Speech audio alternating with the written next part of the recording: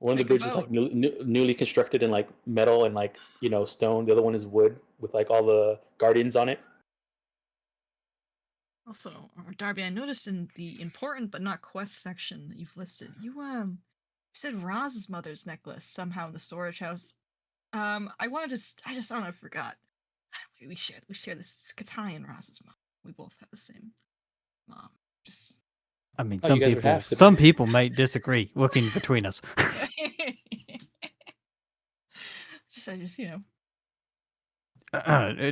True. Maybe you'll get looped in with that later. We'll find out. That'd be one hell of a rumor, wouldn't it?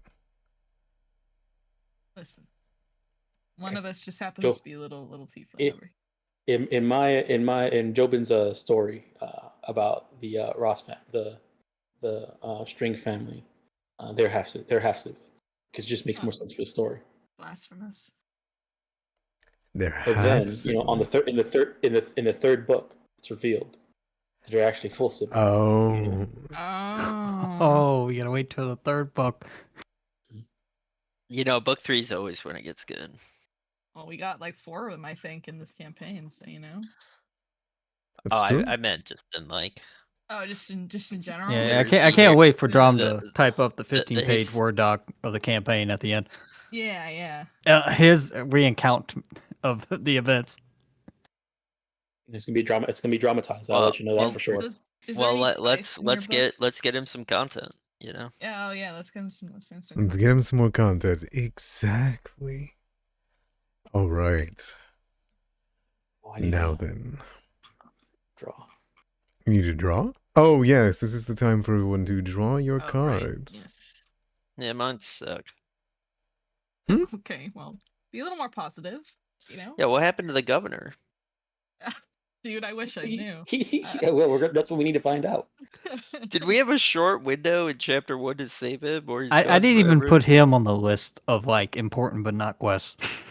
I don't think we have any after him. We looked, did find nothing, and then got distracted. We probably would have learned something if we talked to what's his name, Tamo Decho. You don't talk to the enemy. We don't talk to the enemy. Yeah, that guy Invaders. He got clobbered. All right. I think it's time for us to dive in. Now, a lot has happened in the last 7 sessions. We're at 2 months now, I believe, of Season of Ghosts, if you guys can believe it already. But in this crazy time in Willowshore, I have to ask, would anyone like to recap the events of the invasion of Willowshore, where you found yourself after that glorious festival? And where you ended up now here midday on the second day, finally, with the last monster who was terrorizing Willowshore, dead at your feet. Anyone? That's a lot. It can be a very broad overview, don't worry. Ooh, oh, and they fight for it, but Jobin... Was not expecting the roll 20. I wish I could save that for later. Good numbers. Don't worry, you get a D6 to help you for later. So, D6 is pretty. If I knew other people were going to go, I would not have rolled. This way, other people can get a chance because I've always done it. I always say that if you want to give it downwards, you can. If you want to reach your hand down to the poor saps that rolled below you, you're more than welcome to. Don't take that pressure. The dice are fucking telling you what you got to do. All right. Respect them. In that case, it can be very broad too. Okay. All right. Okay. I'll go ahead and do it then. Previously on this season of Ghosts, we woke up at the in the forest, dealing with the festival that was happening. We had to get carted off and sent wrapped up in straw mats and sent out into the woods to be ransoms for the festival. And all this is theatrical and just for fun, part of tradition here in Willowshore. But for some reason, we woke up where we didn't go to sleep. We were still wrapped up in the paper mats. We were covered in dew. Somewhere in the forest where I didn't even know where we were. As we caught up, it was me, Jobin, Fang, Ross, the string siblings, Cian, and we didn't know where we were. Cian and Ross, being people who go out and hang out in the forest a bit more, figured out where we were and was going to get ready to guide us back to town when we were attacked by giant centipedes. These centipedes were very weird. They were speaking, talking about eating our flesh and consuming us and ripping and tearing. It's very, very hostile and very strange things. And also, they're not supposed to talk, so that caught us off guard. Eventually, we made it through the forest back towards town. When we were about to cross the bridge, we realized that the town was covered in a thick fog. Katai and I realized that, wait a second, when there was an old poem about fog going through, fog enveloping the town. It's only supposed to happen when the Eternal Lantern was out. So as we entered the town, we saw that the Guardian Ugly was missing, and the lantern that it carried was out, but it was there. That lantern wasn't the Eternal Lantern, so we picked it up and made our way further into town. We ran into some of one of the guards, and we also saw some bodies of guards being attacked that were attacked. Not knowing what to do, we decided to make our way towards Old Man Mitsuki's estate, thinking that would probably be the safest place to figure out what's going on and regroup with everybody that's in town. As we on our way there, we did pass by the Dawnstep Bridge and saw that a monster, a one-eyed creature, was made a makeshift throne. They were also surrounded by a small blue gremlins called Jenkins. We knowing what we know about this monster and taking a look at it, its name was Gurglegut, and we know that it ate humans. It was a type of monster that usually made deals to benefit a town, but as in return, it had to eat the flesh of the villagers. Something like this in the town was not good, and so we decided to fight it, see if we can drive it out of town. Lucky enough, we thanks to some deception and the fact that it seemed like it was very drunk, we were able to take it out, cutting off its head, doing the final blow. With it defeated, we looked across Dawnstep Bridge, saw that there was a lot of yelling, but we felt that we needed to continue on our course to Old Man Mitsuki's estate. But before we left, we saw that the Eternal Lantern at the Dawnstep Bridge was indeed out. 3 coins that usually are glowing inside of it missing. Lucky enough, we saw 3 copper coins, the same coins that we think are usually inside the lantern, on Gurglegut. So we took the coins. The string, Katai visited her father, who lives right next to the thing. Something happened there, I'm not sure, but it seemed kind of strange. Things were going on. I think there was a haunt. Either way, we made our way to Old Man Mitsuki's estate. Saw that there was a makeshift camp set up in the estate. People were, people made it there. We kind of touched base with everybody, with many of the people from South Bank, and spoke with Old Man Mitsuki. He explained to us about the Eternal Lantern and what we need to do if we wanted to relight it. Lucky enough, we had the 3 coins before. They were corrupted. They need to be re-blessed. He gave us the ritual on how to re-bless them. Some of us talked to some of our companions, our friends and family that made their way to Old Man Mitsuki's estate. But from there, we went out to go get the lantern relit, as well as check in on the hunters at the request of Old Man Mitsuki. So that's what we did. We made our way to the the Lady of Souls chapel to light the first re-bless the first coin with Pharasma's blessing. Ross, being a devout follower of Pharasma, seemed like it might be the best place to ask for help there since he follows her. We made it there, dealt with some strange haunt. The doors were closing on us, but overall, Ross was able to get the coin blessed. From there, we decided to head to the hunters to make sure they were okay. The hunting lodge seemed to be in disarray. There's attack. It was an attack. Maybe a lot of traps were sprung with blood. It was a horrible sight.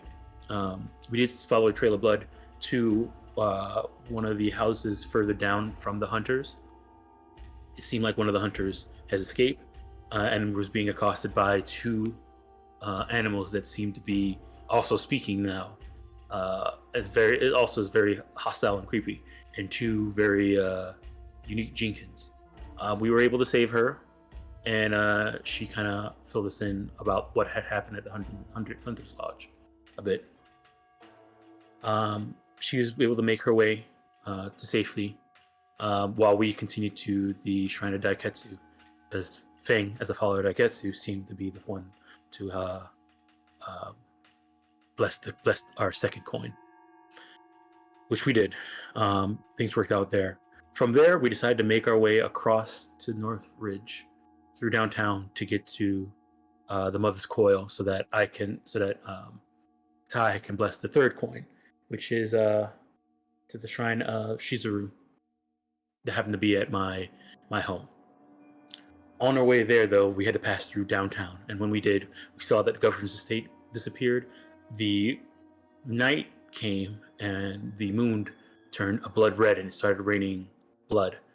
We were very uncomfortable about this, and we also ran into a floating apron, butcher's apron, that seemed to be stalking the streets of downtown. It was very scary, so we decided to avoid it. In order to get out of the blood rain, we also stopped by Cian's sister's place to see what was going on there. She seemed to be fine, but when we were there, the place started haunt. We started getting attacked by a haunt. Cian, we were able to make it through there, but not without taking some considerable damage. We spent some time recuperating and made our way towards the clinic as the next stop before we made it to the Mother's Coil, which we did. We made it to the clinic. They were being accosted by some more centipedes, but we were able to get through there thanks to the guardian of the clinic. Everybody there seemed to be okay, and I was able to see my sister there. So far, so good. Everybody there seems to be okay. She had hurt her leg, but overall, everybody seemed to be okay there. From there, we finally made it to the Mother's Coil and got the final coin blessed. Now, all we had to do was make it back to the Eternal Lantern and get it lit. The closest way there, without going back through downtown and dealing with the butcher, was to cross the water, which we did. Made it to South Bank and rushed our way back to the Eternal Lantern. We inserted the coins, and the lantern was now lit. Thanks to the three gods we got, we blessed the coins. We received 3 blessings from each god, and that blessing spread throughout the village. From there, we decided to make our way to Granny Who's trade house, just because Obama Masuki wanted us to check it out, and we wanted to see, as being one of the more influential people in the town, we decided to visit there. However, when we explored downtown before, we saw that there was a bunch of people trapped inside the jail. And so, since we had to go through downtown again to get back across to North Ridge, we decided to check out the jail before we headed to Granny Who's estate. We did. We were able to free some of the... there was a lot of people trapped there. They filled us in that the butcher would come back and forth after the... to give people and bring them to the tea house, Cerulean tea house. We also saw that a lot of the guards were trapped and put in cages, drained and enfeebled. We were able to free them, and as a group, we decided to make our way to the trade house, to Granny Who's trade house. We did. But on our way there, we ran into the butcher. To give the guards, a chance to escape, we decided to stage a ambush, make a stand, and take out this butcher while the guards made their way to the trade house. We did. It was a pretty tough fight, but we were able to make it through, defeating the butcher and taking care of the cutlery storms that were with it. With the butcher dead, downtown being a little safer, and us being very tired from our first night here, we made our way from there to the trade house to see Granny Who. Once we got there, she had set up a makeshift stronghold too. The place was set up with a lot of camps for people to live and rest. People were being treated for wounds. It was a very more organized setup than what was going on at Old Man Mitsuki's estate. But so when we got there, we decided to speak to Granny Who, and she explained to us kind of what was going on, and we explained to her what has happened so far and the two people that we taken out, Gut and the butcher. She was very pleased to know that we got them taken care of, and she wanted us to get involved in helping take back Willowshore from this invasion. It does seem though that she wanted to help us, but she wanted to make sure that we use this stuff that were, the stuff that she gave us to help take back Willowshore was used to help Northridge. We didn't really want to commit to just helping only Northridge, and so we said we'll answer you in the morning, and we wanted to get some rest. So that's what we did. She did let us know that her kids have not returned, and she wanted to know if we can help figure out where they are and get them home. The guards were too battered and bruised to go look. And so when we woke up in the morning, instead of making any commitments about helping Northridge alone, we just said, "Hey, we'll go check on your kids," and left. Since he seemed kind of busy, taking an opportunity to just get out of here. So we did. We went up north from the trade house and the fishery to go check on her kids. They were in the lumber yard. I'm guessing they were partying during the night of the festival. Somebody set up a trap for them, and a very dangerous trap. But we were able, with the help of me and Ross, we were able to disarm it and get them to safety. They made their way home while we made our way to downtown to investigate the governor's estate, considering that it disappeared. We made our way to downtown, the governor's estate, checked around, saw that they were missing. We have no idea what has happened there. It's a big mystery. But with us being in downtown and the butcher being gone, we decided to just take a look around downtown and see if we can help whoever we can help while we're here. We helped out the bathhouse, and we helped out the Songmi estate, running into Granny Who's grandson and the Songmi heir hiding out inside the Songmi estate. We saved them from being tormented from some Jinkins, and they seemed like they were ready to leave town. We convinced them to stay, as we know they're pretty much a couple, a tragic couple of two young people whose families don't hate each other, but they want to be with each other. And I see them as a way for this town to actually work together. Hopefully they stay in town and don't leave. Which we did kind of convince them, but I don't know how long. Outside town, I don't know why they would want to go outside town. I feel like the town's probably the safest place they can be. Either way, from there we made our way. We left them and went to the tea house because we learned that Mo Dicho, the last general or last leader for this invasion made a base there. So we made our way to the cerulean tea house. Did some recon, searching around. We saw that he was hanging out in the back of the tea house at the private rooms, and he also was very scary looking. One of the priest of Daiketsu was also in there, and some other villagers that seemed to be out of it.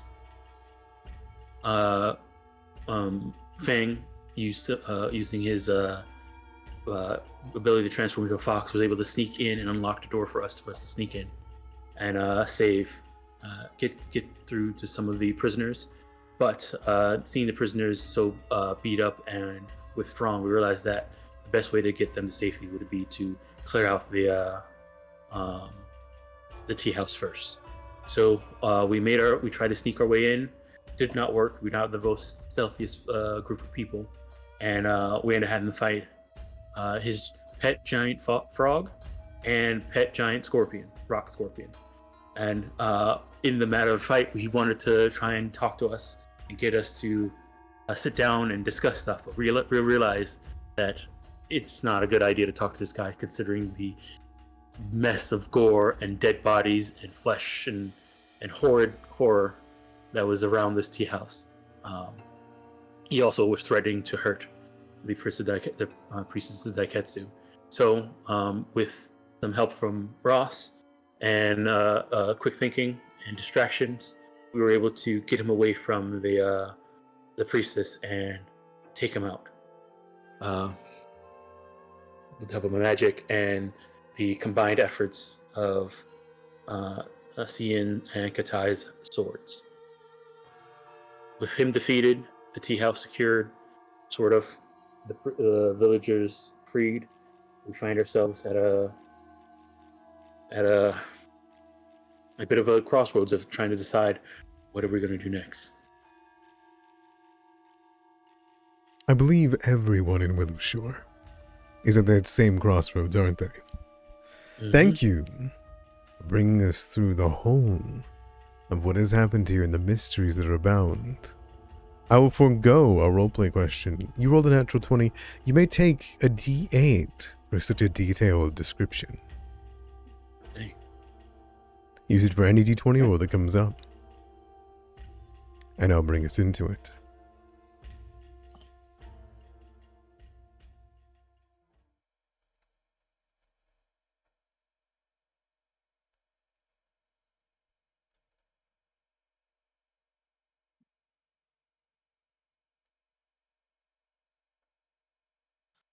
Wait, so what's happened so far?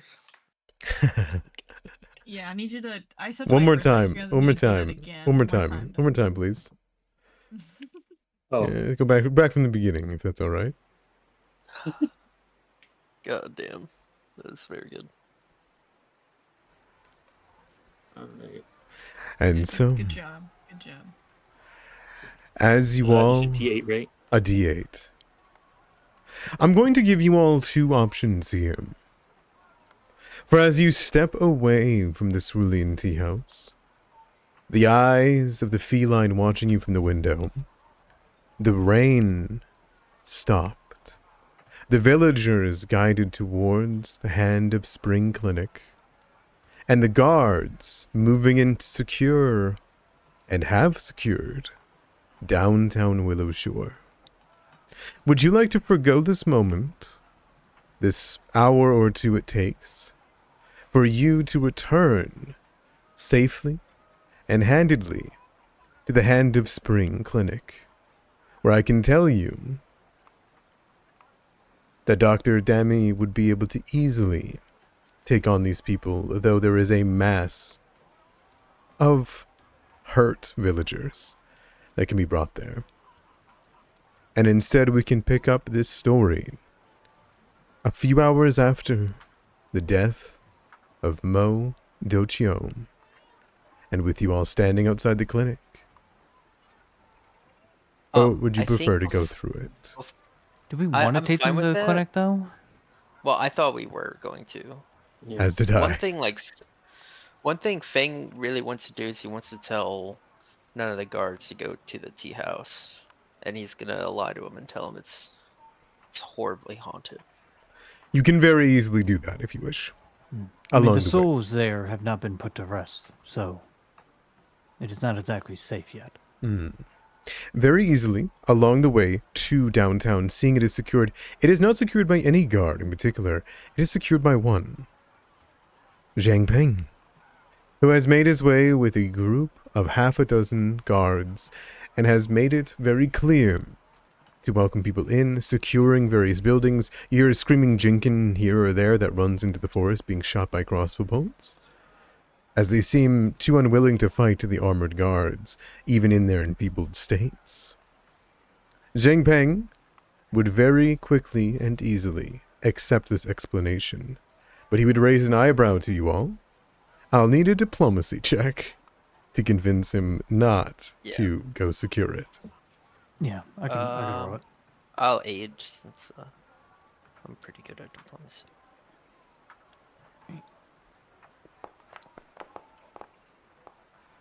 So yeah, +1 to 27.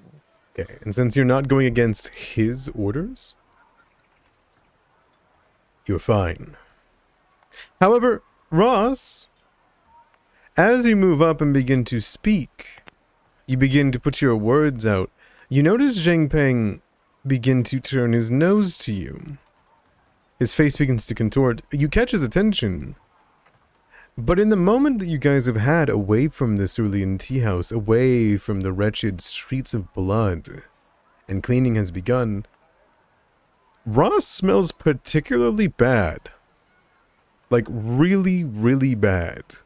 Like garlic and sake that has been left to rot. Oh, I was gonna say that sounds pretty good until you said left to rot. It definitely catches Zhang Peng off guard, and he nods to you all both. Very well. We'll secure everywhere else first. You've killed it, then?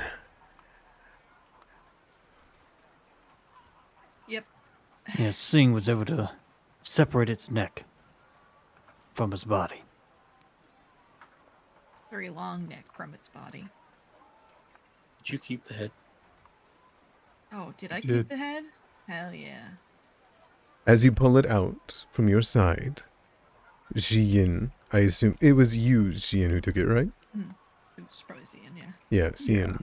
As you take it out, you would see dangling from the neck like a loose hose in the garden, dribbling out still a sickly amount of blood that at every angle that it floats and flubbers left and right seems to let out more. Not of all of it blood, instead some of it is butter-like consistency of oil that flows onto the ground. Whatever you had the head in is soiled, to be sure. But you see Zhang Peng turn his nose and his eyes go wide. Well done. Anyway, if it had a head and a neck, it means they can be killed, though. I'm happy I did not stop you. You did not relent. You did well. Will you tell my mother?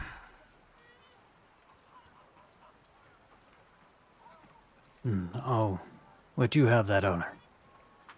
I believe we need to get cleaned up and the dad need buried.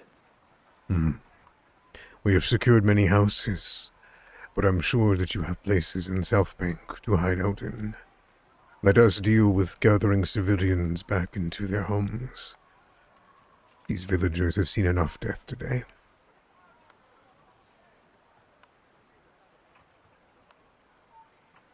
I appreciate that. They will be rest a lot easier being home. He will nod, look towards his barracks, which has clearly been destroyed. There's a lot of work to do. And he will push on, letting out a sigh of relief clearly at the death of a beast. that haunted Willowshore. As well as you guys are with blades, with monsters, and with divine spirits, corralling about 150, 200 villagers, I don't believe is in your wheelhouse, is it? I mean, I don't think it's in our interest. Interest either, yeah. No. The guards seem to have a handle on it, however. Though there is only but a dozen or 15, their presence is enough to bring some stability, even in the mere hours since the death of Mo Delchion, or even minutes. They are willing to guide the villagers back to the Hand of Spring. If you need to also visit to go talk to Dr. Demi, but if not, I leave it to you. do we need to talk to him about anything? I don't think I need to. I think the main priority Well, is for the tie is the bodies. I think for Fang, he definitely wants to make sure that the priestess of Daiketsu gets there alright. But, I feel like we should kind of, like, explain what they went through, you know, because they're pretty traumatized. Yeah. I mean, it doesn't hurt to go, I don't think. Just kind of explain everything. Simple enough, then.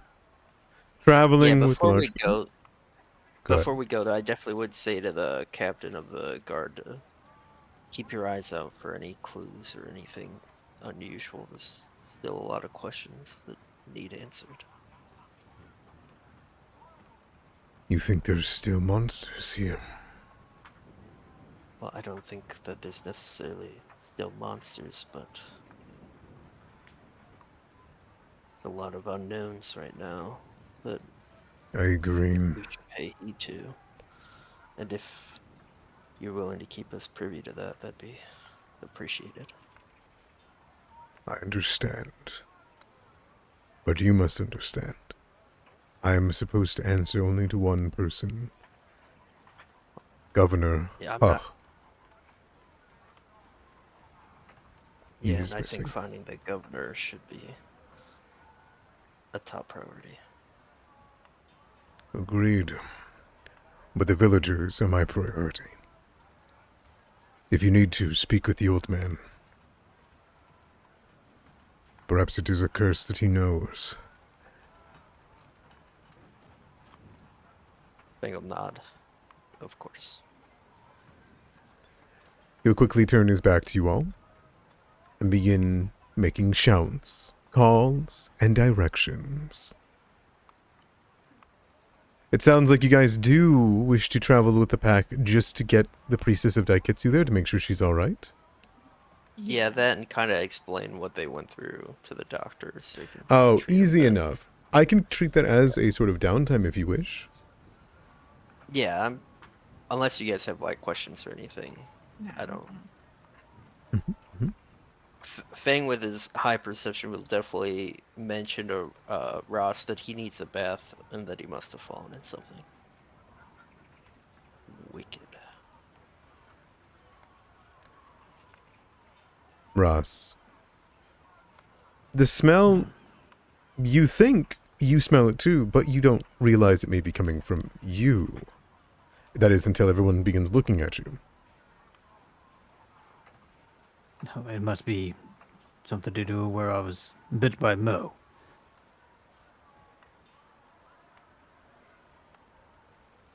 Do you sniff your neck? I guess I'll turn to the side and general whiff.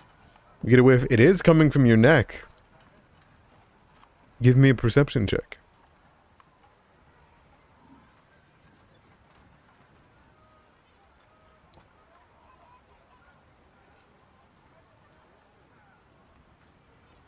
Where did you place your most precious items?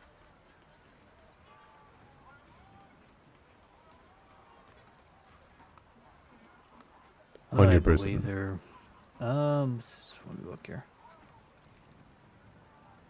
I guess it would be in the backpack that I have kind of slung onto my back. Where do you think you would have put your mother's necklace? In the backpack. As you sniff towards your shoulder, you realize it's coming from your back. Quickly, with your perception, there's a reeking coming from it. It does not take you long to figure out the source. Now that it's on your person, it appears as though your mother's necklace reeks something foul. Not something of decay, you know the stench of the dead more than anyone. It reeks of sickly alcoholism and pungent food-based decay. Like it was soaked in it? Give me an occultism check.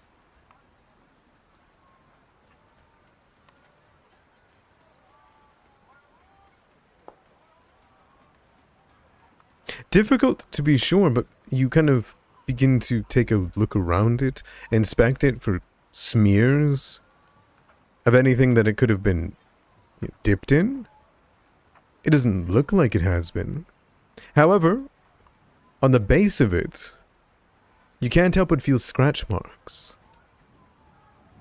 You can't be certain, but it feels like there's something wrong with the necklace.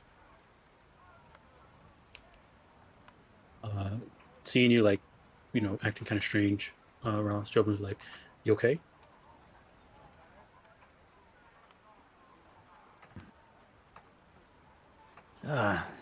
He like steps Yeah. a step back, and you see that he has his his hands over his nose.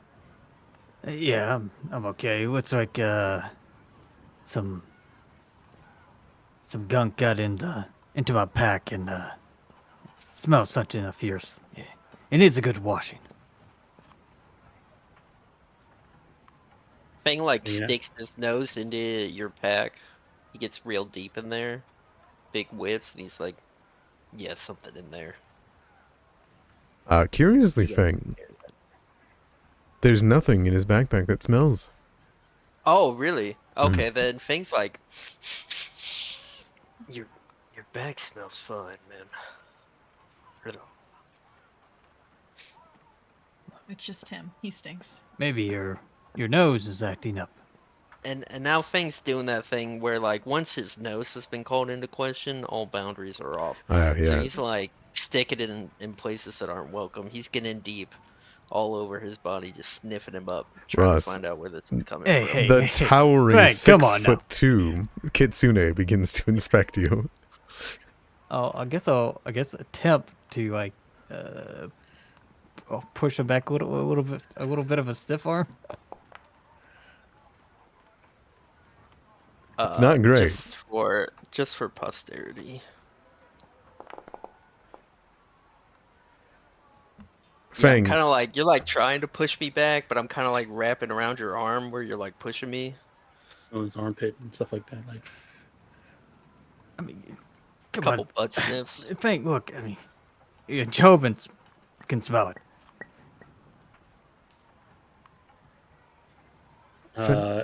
if you need me to clean some, I have prestidigitation. Didn't you kind of get eaten by Mo? Is that why you stink? That's what I was thinking, but it seems more of the pack got dirty. I'll hold the pack out, and Jobin here, go ahead and hit it for a gentle wash. I don't think there's anything that will get ruined. Let me double check. You can go ahead and tidy. How big is it's your backpack, right? Yeah, I it's think a my backpack. backpack is one bulk normally. I think it's a light bulk. I think. Maybe? It's a light. Yeah, light. Yeah, it's light bulk by itself. So yeah, takes no time. One action. at this Ross, point, you really don't need to be so embarrassed about it. I mean, a good funk just adds to your character. Never trust Yeah. someone with a too clean of funk. Certainly adds to your character. But maybe your funk. Maybe a little less monk. Does the prestidigitation do anything about the smell? No. Your pack is ringed of all soylents. You all would see as Jobin's magic twists it and curls it, seeping around and collecting it before a spiralizing coil of, well, dirt, grime, and stink suddenly disappears in the air above it. And yet still, Ross, it stinks. Not your pack smells fine, as Feng has attested to. But you bring your nose closer, and it's all but certain now. It's you. More particularly, it's the necklace you hold.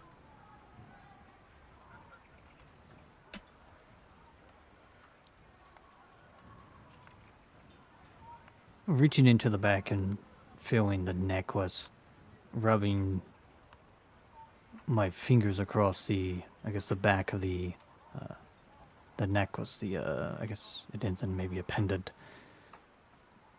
Can I, do I note how many scratches are on it? Are they like a gouge, or is this like, kind of like a scuff, like it's been dropped type of scratches? I apologize. I thought that the necklace was still within your hand whenever the prestidigitation was cast, but prestidigitation was cast while it was in there. Yes, I didn't Excellent. move it. As the necklace lies within, and the pack is ringed of all of this grime, as most of it flows through the air, a physical manifestation of this grotesque smell and whatever small sweat bits have made their way there. At the end of it, when all of the rest of it disappears, you all would hear from within the strange pack, "Nuh-uh!" before the stink kicks up again. What was that? Uh, Wait a second. Demon, ghost. I fought my katana. Wait a second. Didn't we learn? Didn't I? If I remember correctly, don't Jenkins like to curse objects?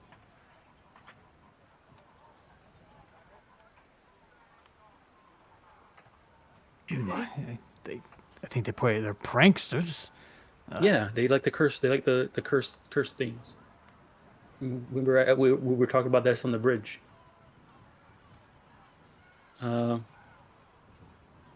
Is this? Can I take a look, Ross?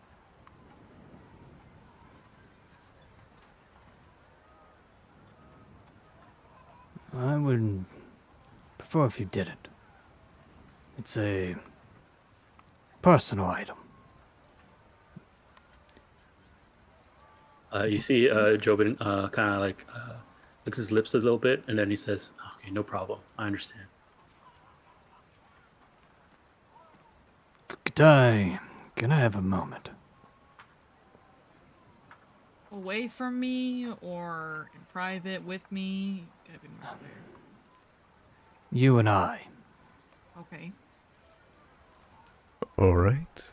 As you guys stand on the small cliff just outside the Handspring Clinic, seeing the villagers in and out, and the Daiketsu priestess who is guided within, keeping an eye on her through the window, where you can see Dr. Dami quick at work, you leave a bit of your party near that entrance, where there is a small garden, and Ross and Katai, you find yourselves at the base of it, hearing the river, the villagers,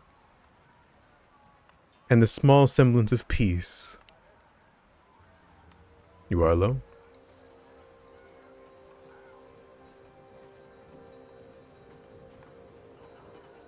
Unless any of you wish to please drop. I quickly check the pack and make sure there's not a creature of any sort in it now. You take a look in, you look left, you look right, you open up a pouch, a second, you're good.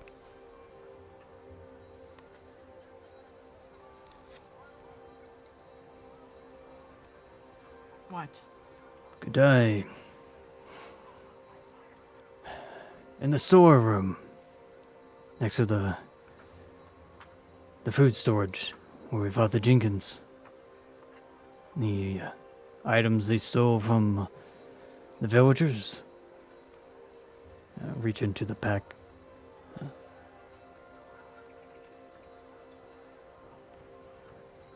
Niang's necklace was among them.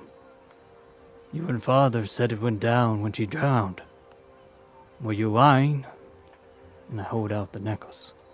Why do you have that? Because it was with the others. Stolen property. It shouldn't be able to be stolen, though. It was lost to the bottom of the river. You and Father said. It was. Did you steal it? You think I would steal or from her own mother's grave? I wouldn't put it past you.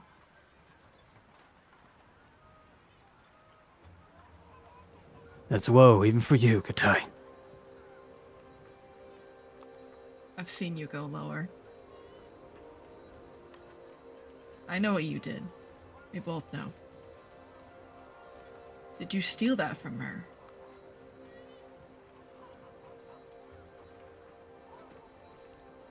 I did not steal it. You and Father can make what fantasies you think happened that day. But I know what happened. I was there. You still at the house.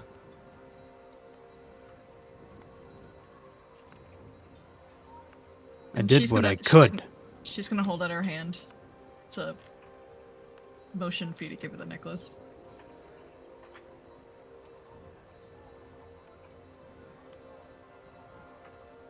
Raz lets the necklace dangle from its chain in front of you. Reeks.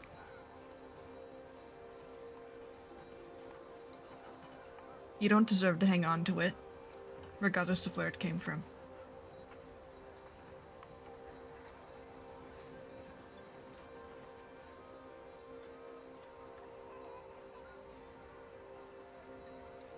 Are you certain it went down with her? I remember seeing the body floating. It went down with her. You know how the river can be, though.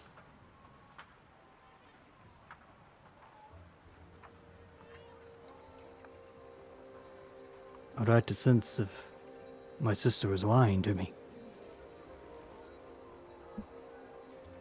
Katai, What's up? would you allow a perception check against you? Or would you prefer to describe, since your sibling may know you? You can make a perception check. It's okay.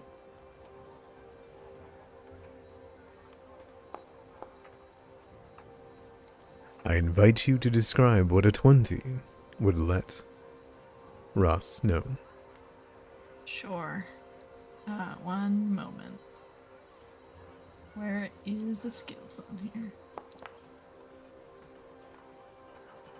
Katai is not doing a very good job hiding that she's incredibly nervous, and the fact that you have this is freaking her out.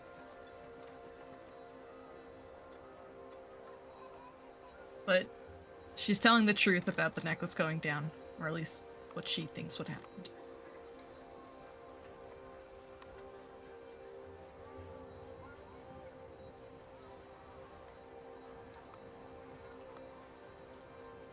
Fine. We have a grave steward then in town. And hands the, or drops the necklace into your palm. If I could disgusted look upon his face. We will see. This will be something we can look into later. We have many dead bodies, though, that need tending to.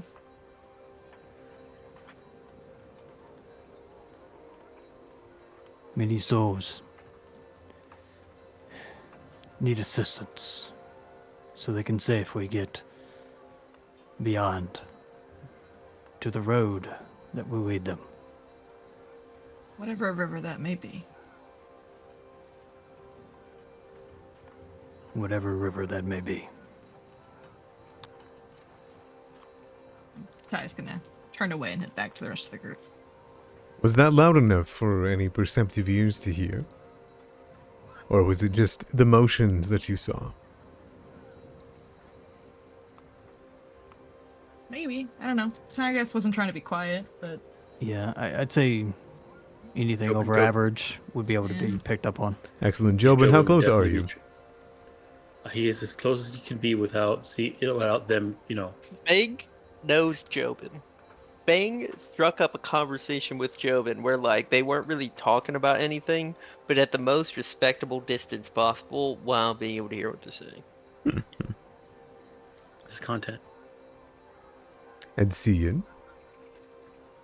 Cian respects the time-honored tradition of the hero huddle, and he does not listen. Yeah. Aww. Excellent. Do you want like perception to see how much we heard, or like? You're welcome just get it to. all? You're absolutely welcome Yeah, to. because I don't think we'd be, where we could hear him clearly, right?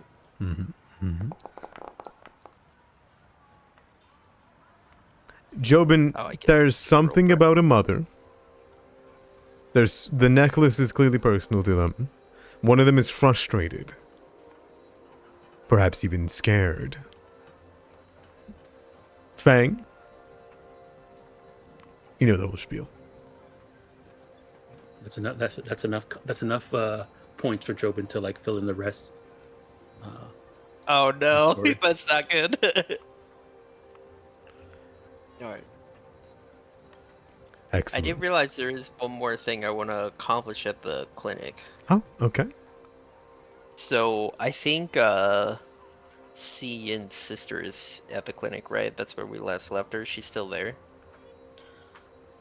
You can head inside to see. Absolutely. Yeah, I think the- while we're like explaining to the doctor like what the villagers are dealing with that we brought, like Fang would kind of like keep an eye out for her.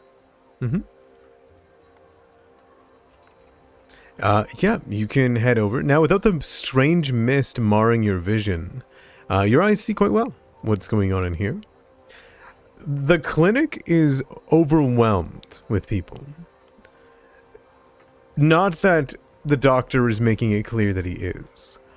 He is doing his best to measurably put people out into situations to the point that he's using his own storeroom to hold the massive villagers who have fallen unconscious due to the drug. He's administering through teat antitoxins to others that are awake or those that can be woken. He's putting up pillows and small things that he can get.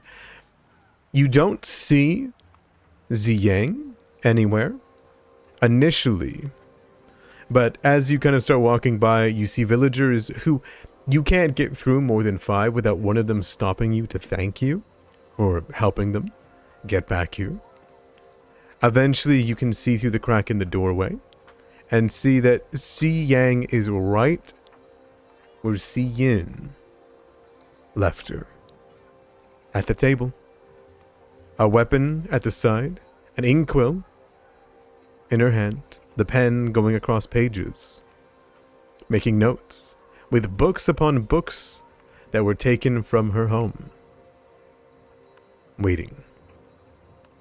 She does not seem to have Okay. stopped working, and you can see under her eyes are bags. I'll kind of mention to Cian like, hey, can we talk to your sister in private? By all means. You're so polite. You get a lot further being nice than you do being mean to people, Fang. Especially in this town. Any who might need to learn it. Fang kind of like looks at Cian like someone much older than him just imparted like some serious wisdom, but like it just completely rolled over. It's one ear out the other. Like, yeah, so can you get her now? Follow me. Like that's his face. That's like his face. Like Yeah, it's all good. He leads Fang over to his sister. Excellent. She gets greeted with the tap on one shoulder, and then he's standing on the other side. You can tell from those that have a better angle of her face that there is a small smile that goes across. She was almost asleep, but as you tap onto her side, instead of being defensive, she just leans a bit back in her chair, which creaks and groans in pain. She then looks up towards you, finally putting the ink pen down. Who all is here? I think it'd just be me and C, and like Fang's not really trying to like bring other people, unnecessary people into this until he knows what he's dealing with. Sounds good to me. Unless they're just following us blindly, which he wouldn't do anything to stop them. If you guys go off by yourself, like I will respect that and not eavesdrop. Ah, nice. That's so kind of you. Yeah. Weird thing to say like that. Just put it out there, you know. This is pretty forward. Oh, Jobin is definitely if this is happening after the conversation with Katai and Ross, there's no other content happening right now, Jobin would follow. it absolutely does. Okay. Okay. No content. There's people dying all around you. Yeah, that's not drama. Oh my god. I'll let you guys kind of decide where you're at then. I'll put you on a map, but it is simply for role-playing purposes. Well, yeah, Fang's gonna like approach C and sister after C and gets her his attention, and he's just gonna kind of be like, "You're like a lawyer, right?" She'll look up towards you, and with the books that have stacked along the entirety of this small table here, and even the chairs being occupied by them, she looks up. Yes. Yes, I am. I found something I kind of want to get your opinion on, but I don't want other people to know about it until we know what we're dealing with. Her head tilts. Is this a request for work? I mean, I just thought C interests you, so maybe I could trust you. I If I assure trust him. you, as part of Tianxia's policies, out with it.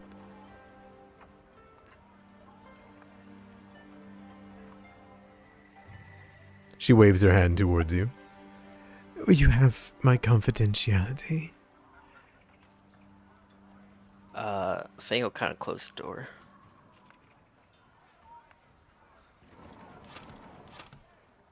And he'll pull out the deed and hand it to her for the tea house. Or not the last will and testament of the tea house. As you place down the paperwork, she looks at it as though measured and ready. And then as soon as she begins to read it on the top bits, her eyes shoot open. You all watch, well, you two who can see her, can see that her back immediately moves into a normal posture. Her hand grips a pen as fast as it can. And her entire mood shifts to that of a treasurer given a very, very hefty amount of coin. She looks up at you. This is the testament.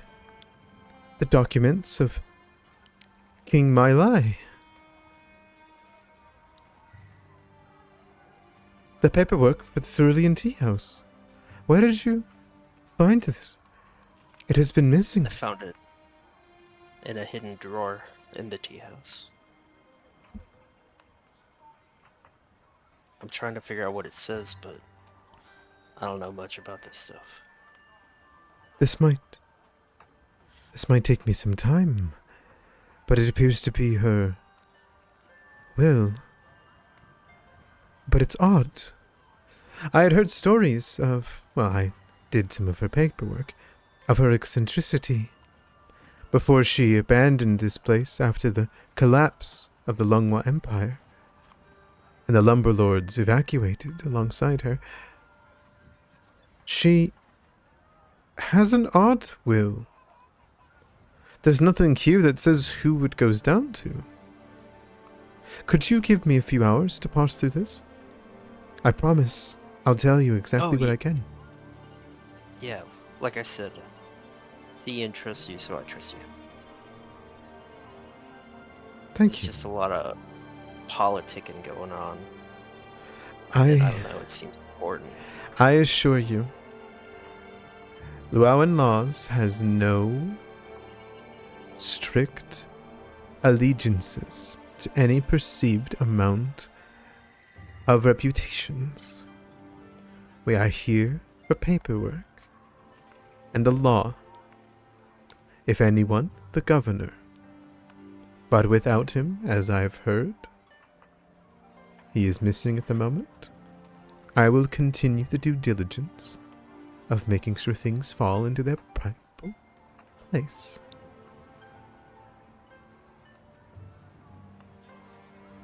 Fangle kind of like bows his head in thanks and respect, and he'll just say, I leave it to you then.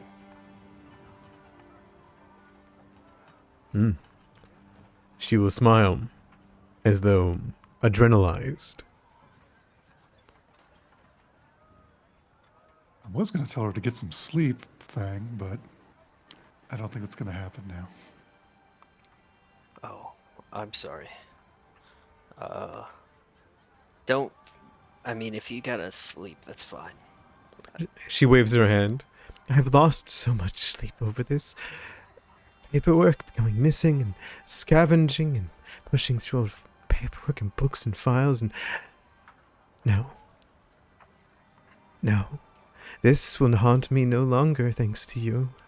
I'll get through it as soon as I can.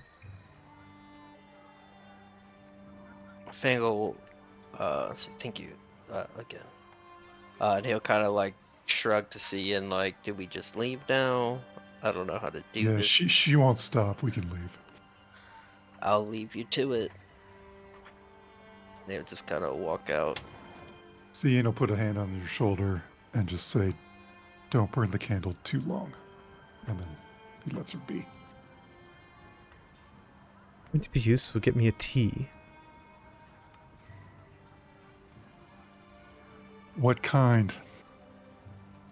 Surprise me. Always. And he closes the door behind him. Perfect.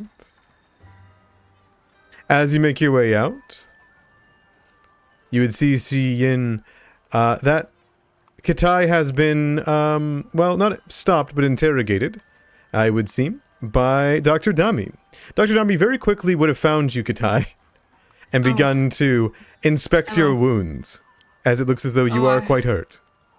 Oh, I'm okay. Are you sure? I mean, I don't mind. I can make the time. I can... Oh, I'm good. I have, I don't know if you know this, but I'm also a cleric. I heal people sometimes. Oh, I'm aware, but What do you want? I can do that for you. I can do it a few more times. You want to help? Yeah. Oh. What can you restore? Wounds or consciousness? Both of those. No. Just point me at the person you think is the most hurt, and I can ask Shizuru to help him out. He will point towards the north wall and say, "The infirmary. Please, if you follow me." Okay. Oh, excuse me. Are you holding up okay, Dr. Dami? With everything. Please. Call me my Baba Bang Loop. Oh my God. All right, Doctor. My Bob, It's okay. You could call me Dr. Dummy if you wish. I'll just. Nope, I'm gonna call you by your name, Doctor Magalamba Bangboop. Change every time. He'll bring you into the infirmary, which you see many people putting into beds. You can see people sitting at various benches that are devouring semblances of soup. You can see that they are filled with spices, brimming with broth, everything that someone that would be sick and desperately needs some soup and something nice and salty and filled with vegetables to eat. You can see, though, that Dr. Dummy has dipped into some of his storage to do so. From crates that are lining the south walls, as well as to the north. I assume Right you now, ignore that. the storehouse is pretty not guarded at the moment if you wanted to go steal some more food. What? I'm just not telling you shit, I'm just saying. I couldn't. I'm just stating a fact is all, you know? I surely couldn't.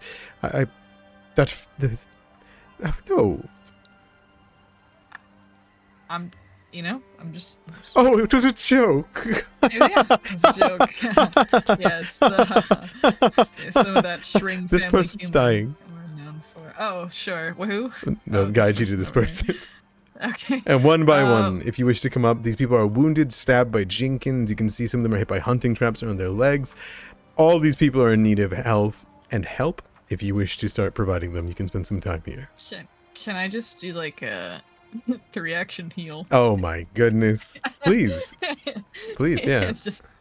And just get them all in one, and then I'll go individually. Show off. Yeah, what does this We'll look see. like? You just sit there and begin to let out a prayer, or? Yeah, I will, I take out my katana. No. And I do some... Some people look over in fear. Dr. Dummy's I one take of out my them. katana and just see like some cool little sword swipes that have some magic coming out of them. And I'll just do a blast of emanation from myself. Keep having it self-roll by accident, so I apologize. You're alright. It's how do I roll damage healing? There we go. 7. That is a huge amount of help to the mob that is needing healing. As the light shines over them, you begin to see in the shadows of their wounds, it seemingly seam and pull together. Blessings of Shizuru upon you all. Dr. Dombey stands there a little bit flabbergasted, but then smiles gratefully. Thank you. And I'll just go through one at a time now to like actually fix them, instead of like hoping magic will do it, you know? Like if someone has a concussion. You see a good amount of them just stand up from their places, and you hear them go, "Well, time to work," and begin to head out. You know, that's okay. That's awesome. Yeah, Willowshore's people are a hardy folk, and they're going to go head out, and about half of them will stay, half of them will begin to get up and go. As many of them are Dr. killed. Dami, have you considered finding God? I feel like it'd make your job a lot easier. Oh, I have similar abilities. It's, well, not to your extent. You are very tied, though, to your magics. Are you not? Oh, yes. Oh, perfect. I can't say that I would be interested in doing so, but I am requesting powerful potions, tinctures from the capital. Such things can replicate what you've done here, but to have you here, Getting things imported from the capital? I'm attempting to be in contact. We Are you need sure help that's a here. good idea? Well, people here need help, and they're sick. I haven't put in the order yet, but I plan to try. I agree. Isn't there a Isn't that run by some kind of demon now? I don't believe. It's, That's what the rumors say, right? Am I not crazy? Am I but misremembering? rumors are rumors, and at the very least, it was still trade to Caraway. Okay. Well, just be careful, okay? If you would prefer, I could still send a message to Caraway. They are by the coast and receive a lot of trade. Perhaps they would have things that would help us stock up again in time for Okay. the seasons. Send them a message, and if you have to get things from the capital, just be careful. You don't want to invite evil into the town by accident. He nods. We have our usual merchants it would go through.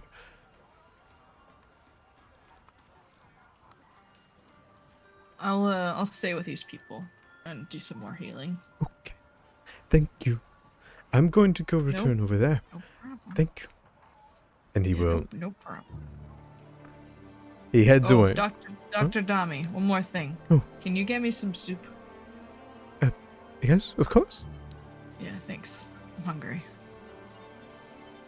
And he'll head away. He will take the time to check up on each and every one of you. I assume that's all right. I consent. Yeah, no problem. Yeah, Watch that's from Drobin. He will use the treat wound ability on all of you.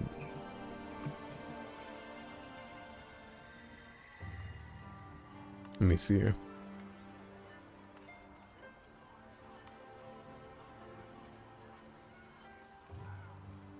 Damn it, Dr. Tommy.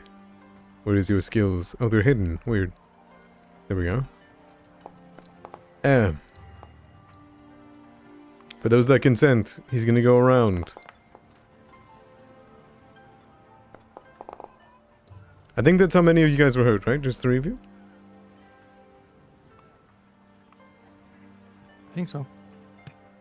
Yeah, Jobin wasn't hurt at all. Yeah, Fang's fine.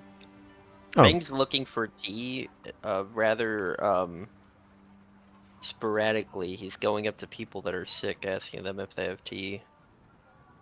They don't have tea. No, but some of looks them... at Cian. He looks to see if Cian has found tea yet. Hey, Jobin, can you make tea? If you have the ingredients. See, Fang and over goes here to- said he starts asking for tea ingredients. Exactly. Oh. No. But... I wonder how... the Leshy Salon is doing. Me too. Me too, friend. During Get all better. of this. I could really use a cup. You need tea. Okay. Okay. 2 people need tea. Fang starts like going through this garden looking for tea leaves. There are not. These are medical herbs. Oh, son of a... He remembers his garden over here.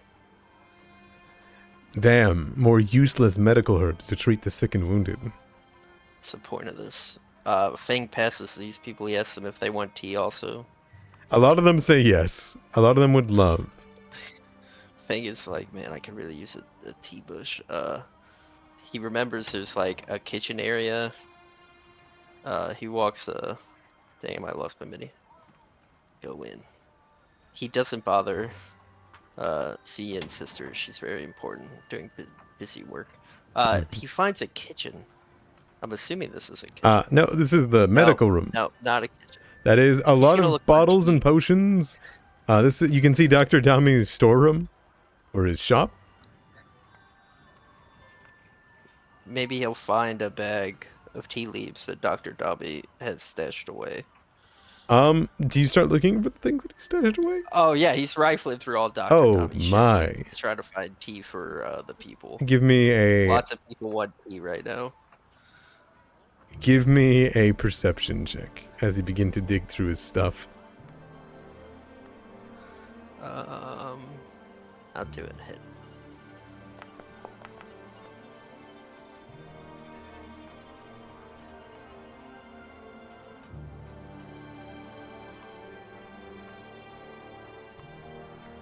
You find plenty of things. In fact, if you wish, I'll open up Dr. Dami's shop to you, if you wish. I mean, Fang's not gonna steal anything from the doctor. He's looking for tea leaves. He'll remember the stuff Dr. Dami has. So I guess like There's future reference? a hidden there's a hidden like a healer's kit, which I mean healer's tool kits might have some leaves in it. But I think with that high of a thing, I'm trying to make sure. I'm not sure actually how this works. Did this do anything for you guys? No. Nothing happened there. What'd you do? I Um, didn't see anything pop up or anything. I like haven't that. gotten anything. Okay. Sorry, this is my first time using this. It's a Pathfinder thing, so I'm trying to make it work.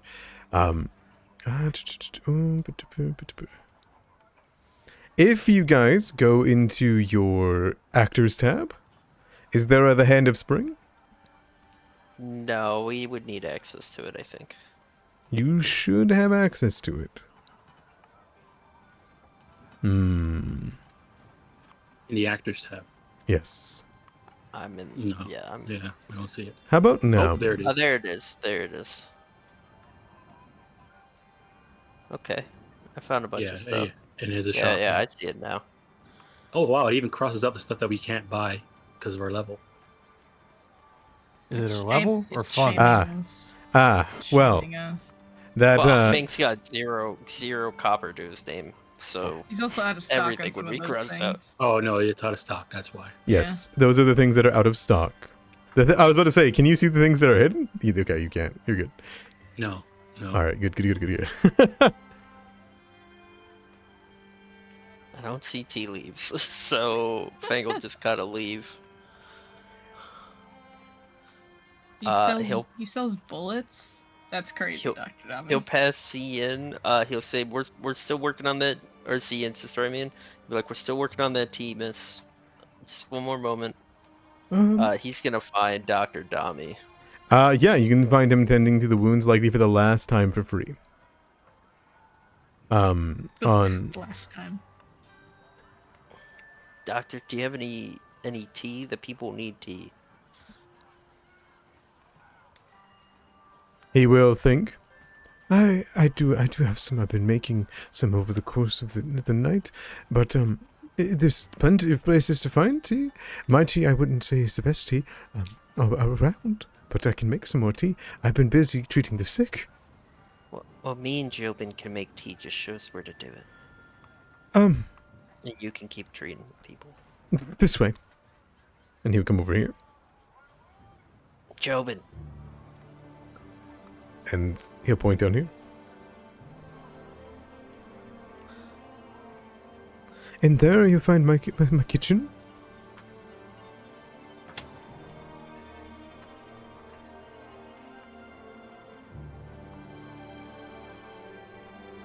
And when Fang gets Jobin in here, he'll be like, "Jobin, literally everybody wants tea, so we need to make a lot."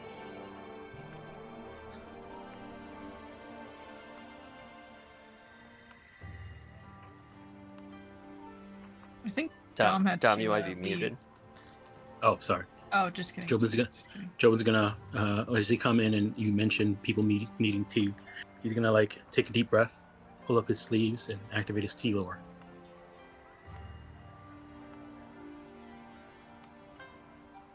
I guess if there's stuff here to make tea, Jobin will get started.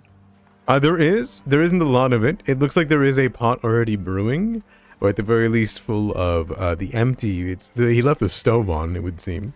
The fire's still going. That would be making tea. You can make more tea if you wish. He doesn't have very good ingredients. It's probably bottom of the barrel tea that you'd give to customers for free.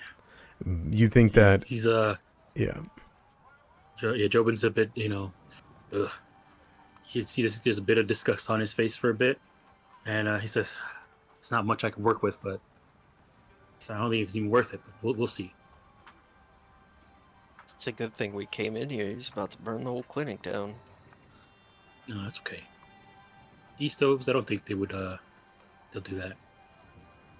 Usually use them to keep the place warm. I don't normally use the stove, and you see Fang, he like approaches it. Weary. You don't touch that part, it's hot. He touches that part. Ah! I said don't. I prefer a fire. Yeah, we'll make tea, and then when we're done making tea, I'll disperse the. I'll help Jobin disperse the tea to everybody. You can absolutely do that. One by one, handing hot cups of tea, though you have remiss amounts of cups to do so. You will result, I believe, in bowls. Mm-hmm. Bowls that, as you can see beside, there is a big pot of soup that is being cooked in as well. And you would see Dr. Dami rush in while you guys are in the middle of it, scoop out a big bowl of tea, and then rush out with it. He does find Katai to provide tea. Soup. Hello. Thank you for soup. Oh, you're welcome. I have to return. And he goes away to Okay. another patient. Bye. By the way, so are we going to head back to Old Man Mitsuki's estate? I mean, I kind of want to go clear out that tea house. I don't want anyone to see it, but I guess we could go back there. It's going to Might be require a lot some, more than just us. Yeah, I'll probably need the assistance of Hespus for the dead. That requires going back to Old Man Mitsuki's estate, right? You got to return her flute. Yes, she should still be there, I think.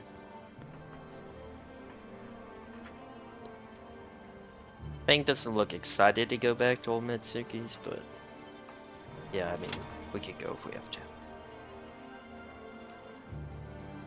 All right. Do you spend any time here, resting, recuperating? 30 minutes at least has passed. Do you take the time? If I could spend 10 minutes to refocus, that'd be cool. Absolutely. But I'm just wondering if you guys are spending any elongated amount of time here, because I'll make a roll for Si Yang, if so.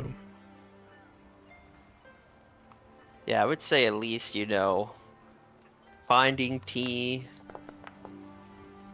not finding tea, going to searching all the plants, asking people if they want tea, going to the doctor, be like, "Where's your tea?" Making Getting all enough tea treated for all rude. these people, getting treated, Taking time to have handing out all the tea. conversations, We've having a probably moment been here to at least an breathe hour. after the fight and the horrible things you saw. Okay. By the end of it, you would hear from behind the door, Cien! Cien! Yes, sister. Okay, you go to her. She doesn't have to go to you. Of course. Perfect. Where is the kitsune? I've done it. I didn't think this was. It's strange, but I've done it. You've done what? Her words are careful, strange, but clear. I know who the tea house belongs to. I see. Let me get the others. And he will start calling for Fang. And Jobin. And Ross. And Katai. Wait, why are you calling them? We don't know what it is yet.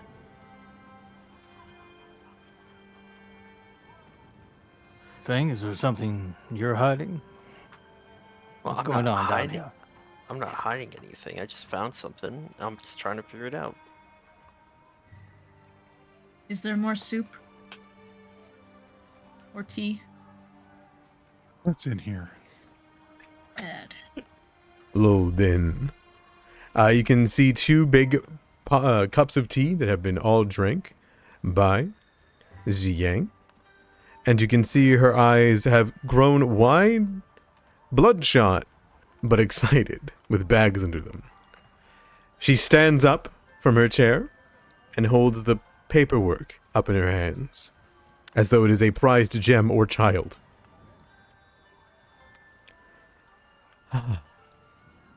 Here you go. Unless you wish for me to keep it. I have... Well, what's it say? It would take me quite some time, a good hour, to read it all out. Would you prefer me to give you... I guess the short and sweet version. Well, Unless you think we should listen to the whole thing. no. I'll tell you her thoughts. She put them in here. I can read them so clearly. She had a way with words. No one takes the tea house. Because no one deserves it. Because no one has earned it. But this King Mailai, she wanted to ensure that her heir would have the gumption and devotion needed to continue running the tea house once she passed on. And it would appear she set a somewhat dangerous requirement to fulfill the inheritance. And I've already run through all the paperwork. There is no surviving descendants of King Mailai. So, ownership of the tea house would legally transfer to the first person or people that fulfills the document's requirements. It stipulates, What are those?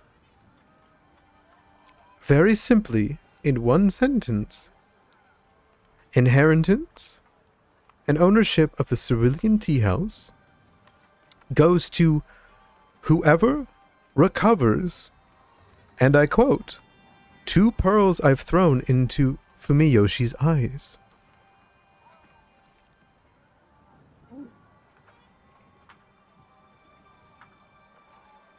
Seems like a ridiculous request for a tea house. Who's Fumiyoshi? I believe that's the god of destruction and like recreation, and there's pools of water nearby that are known as his eyes. Yes, they're in the middle of a swamp. Yeah. Both of them. No one goes there, and for good reason. Has Fang ever gone there? I'd He hope tends- not. He tends to walk around exploring nature. Fang, it is a cursed land. I believe you rolled for it before. The eyes of Fumiyoshi are 2 pockets in the land itself that in legend have been said that once upon in creation, Fumiyoshi itself stared into the world on that particular spot, and even his briefest glance left that dead area. They are 2 pockets in the land in which no soil grows. No land or life can be cultivated.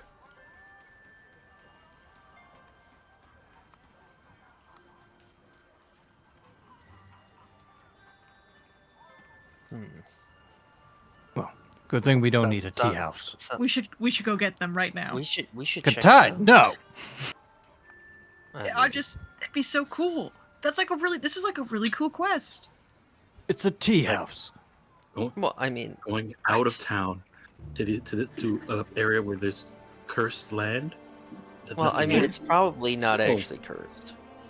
Oh, it's probably definitely No, it cursed. most definitely is cursed, Fang. Why? Your What do you mean it's cursed? insensitivity to the dangers of spirits is beyond bewildering. Well, it's a national marvel. Well, not national. Natural marvel. Excuse me. We should figure out what's going on. Excuse me. Yeah. Look, you all have been heroes to Willowshore. And while I have been given these documents, I promise you, on my brother's left arm, no one will know of this. Other than yourselves. Unless you give it up. You were the ones that brought this to me, after all. Make sure the village is safe before pursuing this, But, I implore you and assure you I will keep these documents safe if you entrust them to me. Yeah.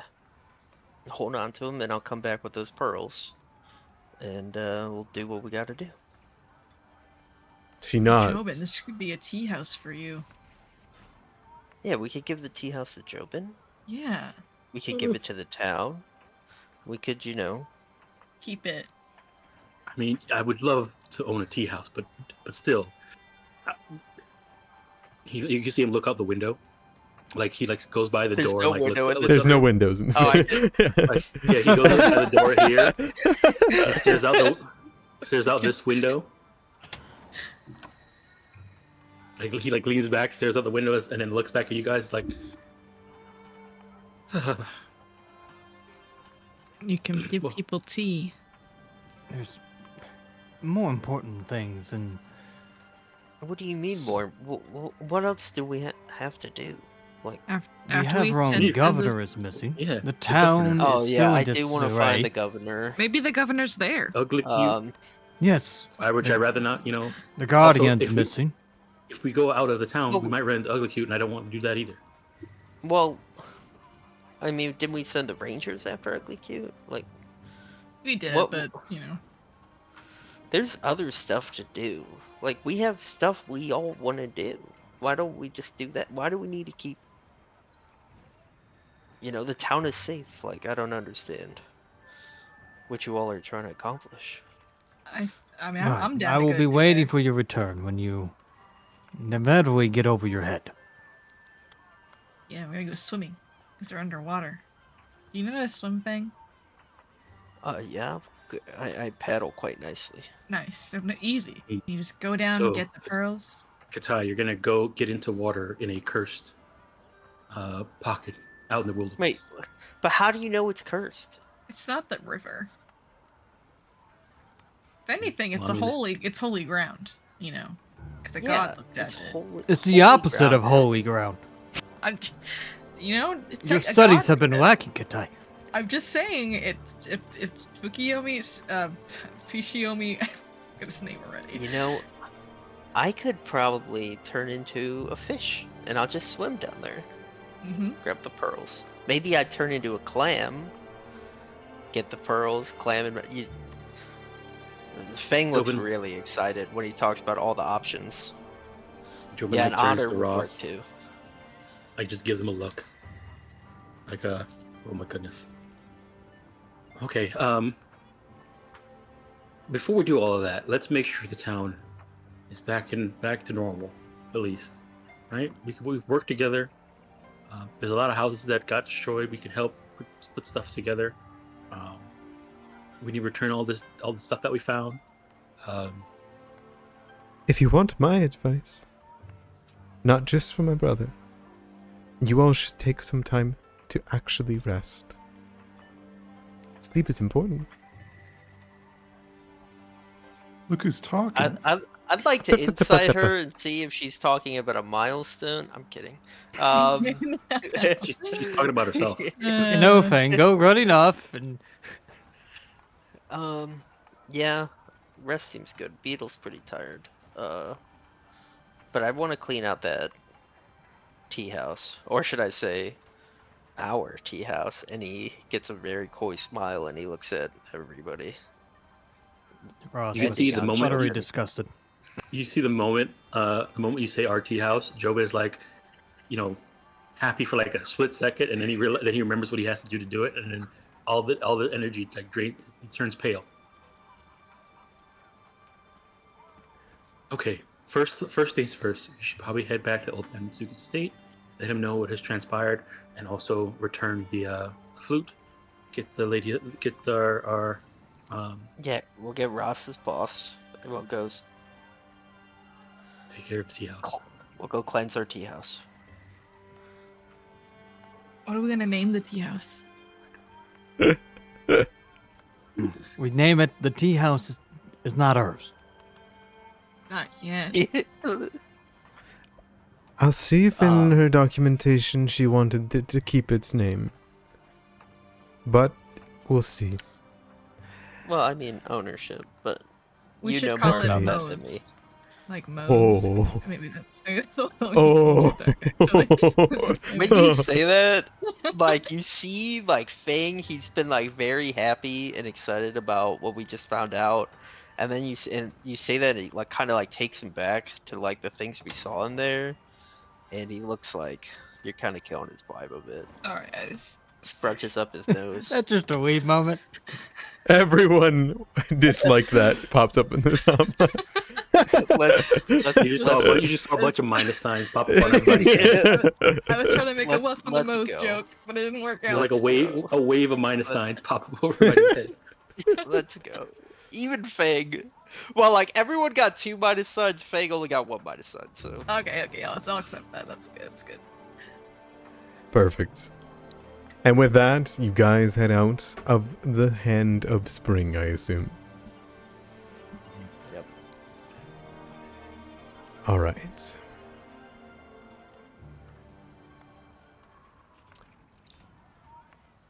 So, what is it you guys wish to accomplish? I am totally fine with you guys taking the day to go head over to Elizeth, speak with her, hand her her flute. Is that your goal? And then cleaning out the cerulean tea house's flayed, roped up bodies? I believe so. And pretty much inform Old Man Matsuki what has happened. Yeah, I Since believe that's last time what at we least spoke. what Raz wants to do. I mean, if we want to split anything, we can. You can. You Fang have. wants to It do is. that also. It is 3 p.m. You can very easily do multiple things today, as a group.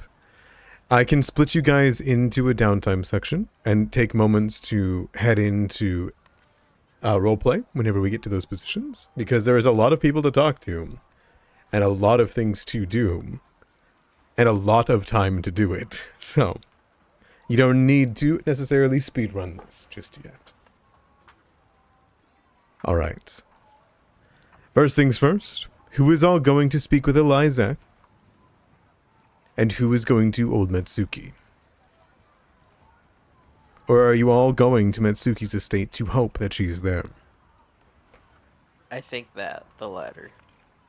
Sounds good. Yeah, it's the last place we saw her, so.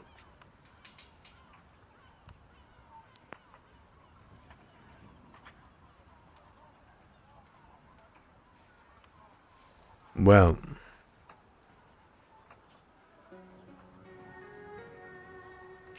Heading to Old Matsuki's, it is a far cry from what you saw it.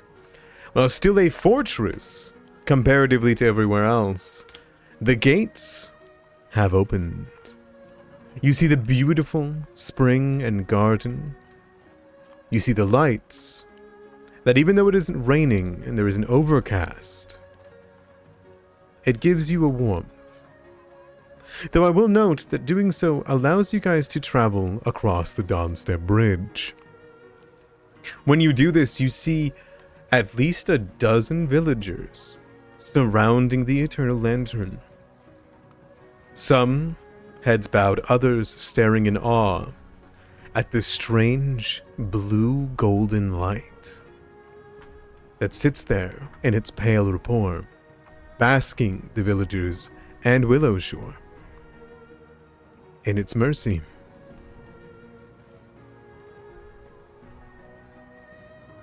Eventually, Old Matsuki's estate is not but in front of you. There are still a lot of people here, but not a lot of villagers. Some people who are wounded, some people that are asking for help, others that have no more home to go home to. But something rings clear to you. The Iron Pot blacksmith is not here. Her fluvial Lady of Souls is not here. As well as many of the individuals that you well know. But there is someone who is clearly in a broad meeting in the large open dining hall of which you guys first met Old Matsuki. As Old Matsuki is speaking with a Tengu and a group of workers surrounding him. Jobin, you would recognize, though you never found him during this, Kawaka.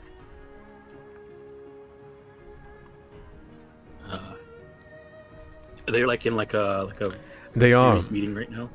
They are having a very stern meeting. You can see as they're speaking, they're talking about lumber, of paper, of crafting. And you can see everyone that's inside you'd recognize, Jobin, are woodworkers. And old Matsuki is clearly deep in thought and making plans. You have no doubt that old Matsuki is in a very important meeting to repair homes. And seems as though he has a long line of people trying to speak to him. You have no doubt that he would make the time for you, if you wished. What Jobin will probably do is try and get in like field of view of Kawaka, and then wave while the meeting is going on, and then like wait patiently and see if they bring it, goes in. And that's what he would do. I don't know what everybody else would do, but Jobin was gonna wait and kind of like eavesdrop a little bit. Okay. What does everyone else want to do?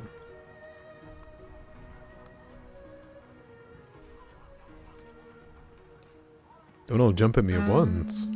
I think Rollins would probably make plans, probably go to the cathedral, since that's probably where Elizabeth will be. Okay. I just wants to go talk to Matsuki personally, and anyone like to come with her, they're more than welcome to. Yeah, Fang would come to the Omatsuki talks, especially now that he has identified that his sister is nowhere to be seen. Cian will go with Roz to make sure that he's safe.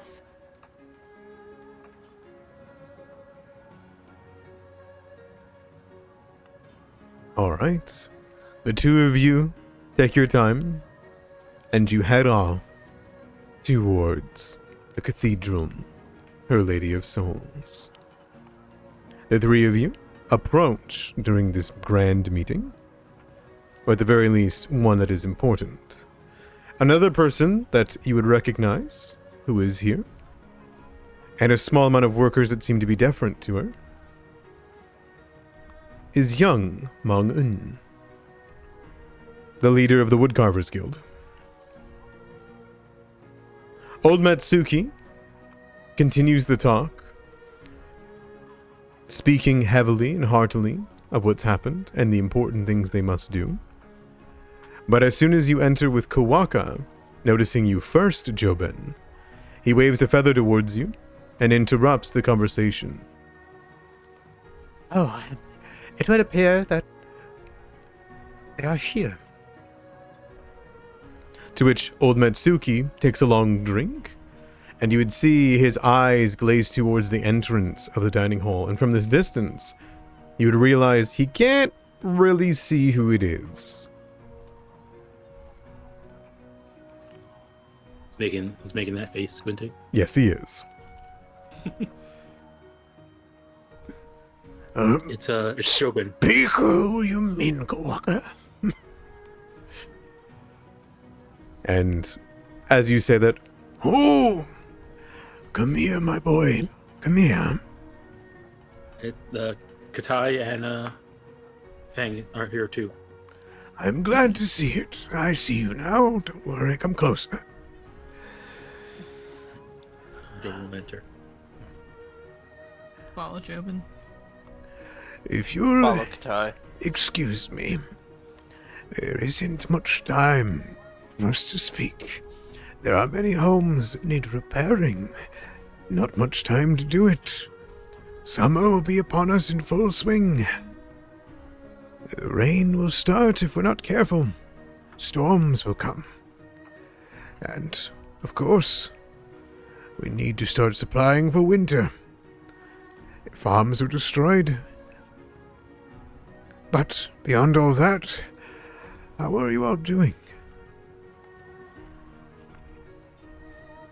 We're okay. Little shaken, I think, but we're okay. Better now that the lantern's lit. your rituals worked as well, so thank you for teaching us. Of course they worked.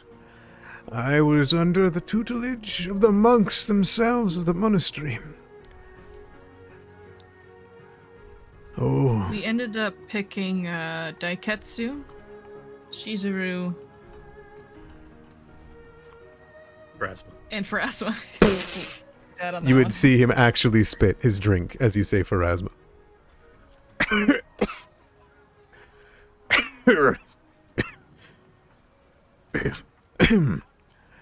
I see. It wasn't my first choice, but you know, it was a choice. It it is a new dawn. It would seem. I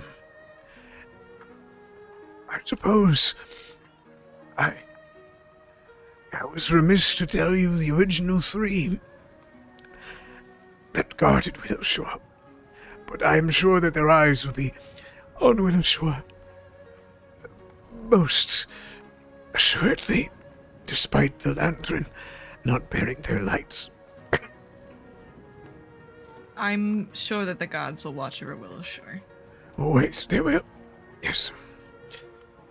Now then, you have the undying gratitude of our people.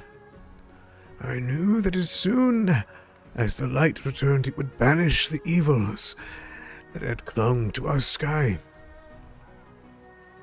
I could see it even over my own walls. But we can speak of this later. Tell me, what news have you brought me? Is everyone safe? Any business owners that are unaccounted for? We have begun collecting the dead and transporting them to Our Lady of Souls for, graves. Or proper rituals, as per the family's request. I believe we have most businesses accounted for. Especially at Dr. Dami's clinic. That's where most of the injured are currently. Very well. Let it be known, I have sent Mama Otis to reopen the thrice blessed inn. Those old blessings are still intact, I bet. And, well, people could use a pick-me-up. Oh, were it still the days it was a brothel? Mr. Masuki, I know that we don't have time to talk, but do you have any idea how the lantern would have gone out? Nothing good. The cold steel would have been bad to the touch of any monster.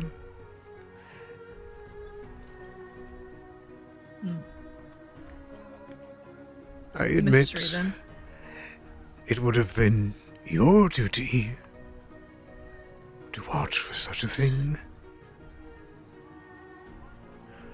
That is not to say I'm passing blame upon you, only that it is the Sring family's duty. Nope, Perhaps your father? I take blame for it.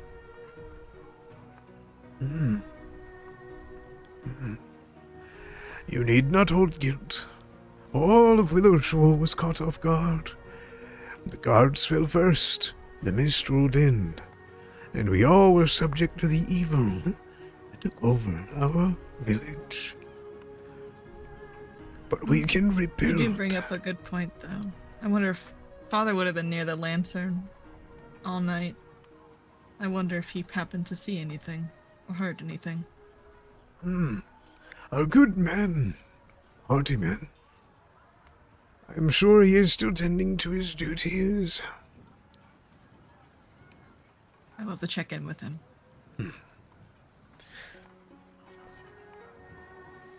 Did you use the original 3 coins? Yes. He will smile It's a crickety old smile, but it's a smile that brings a smile, maybe perhaps even to your own face. Oh. The same coins that she herself brought from the monastery. Good. Good. Now, I have tasks for you, and while I had prepared equipment in case you needed it to deal with the threats in downtown, I am remiss to say perhaps they are better used elsewhere. Yes, it's best to use them for the reconstruction of the farms and buildings. Unless you are willing to, secure our traditions to make sure that when this reconstruction happens, our traditions have a place in the Willowshore to come. As they should. Return me if that is the case. Otherwise, I have tasks for you. Not now, but soon. We will. For now, I must focus on the rebuilding and the villagers that are displaced. We will leave you to it then. Meet me tomorrow at high noon.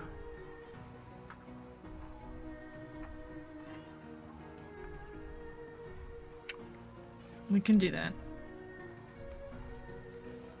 You nod. Though I will admit, Ross and I may be assisting the Lady of Souls with some of the dead. As you should.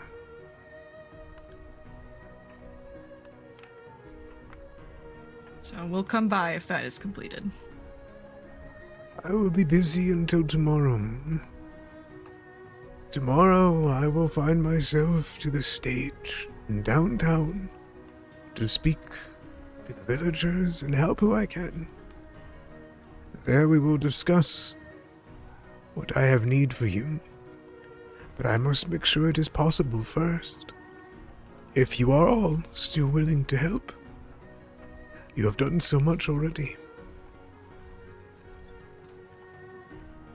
I will mention it to everyone, and we will see you tomorrow. This is my home too. I'll hear you out, old man, but I've done quite a bit already. And I got stuff to do. He might be able to help us with the pearls. Kind of knows all the weird stuff, you know. He might know what's going on. Anyways, Do you say that out loud? Do you say that out loud? I mean, mutter it under my breath. Alright, Fang looks at you like, that's our secret. Okay, sorry. Okay. His ears perk up. I'm glad to see that you are all right. Joben. Kawaka will frill his feathers. We stopped by your house when we first got back to town. You weren't there, so kind of feared the worst, but I'm glad you're okay.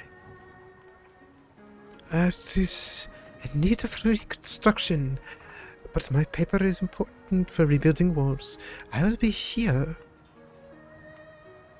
I took refuge, I admit. Either way, I'm glad you're safe. I am too. Perhaps after everything is rebuilt, we should all go for a cup of tea. That'd be great. Hmm. I haven't been to the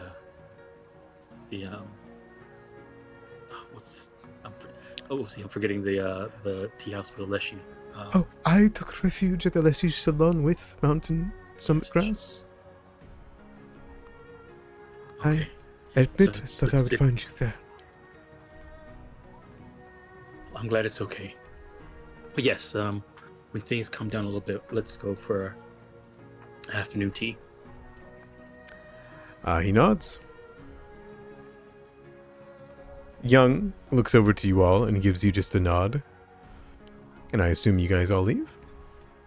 Yes. Excellent. I guess before I go, I would just kind of take a moment to like inform them about kind of what has happened so far. If they haven't heard yet. It seems like a lot of them have heard what's happened. Is there anything you leave out whenever you give Matsuki a report? Yeah, the only thing I would leave out is the will or of the cerulean tea house. I'll say that we went there and we killed the monster and did all that stuff, but finding the thing and talking to Siang, no. Jobin, and remember, though it may be weary your body, do not find yourself leaning on any walls today. Sit if you must. You must not invite any more monsters here. Yeah, I'll remember. Laundries only be done during the day. I know many are blood-soaked.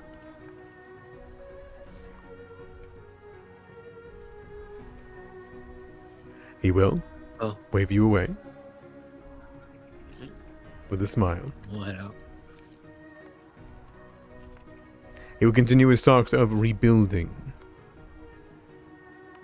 and restoring the architecture of Willowshore.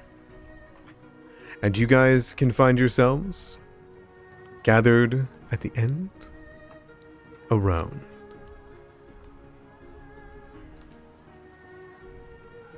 Do you all head towards the Lady of Souls after speaking to old Matsuki? Or do you wait for your allies? But if they head there already, I'll probably start walking. Okay. Yeah. From there. I'll move over to there then.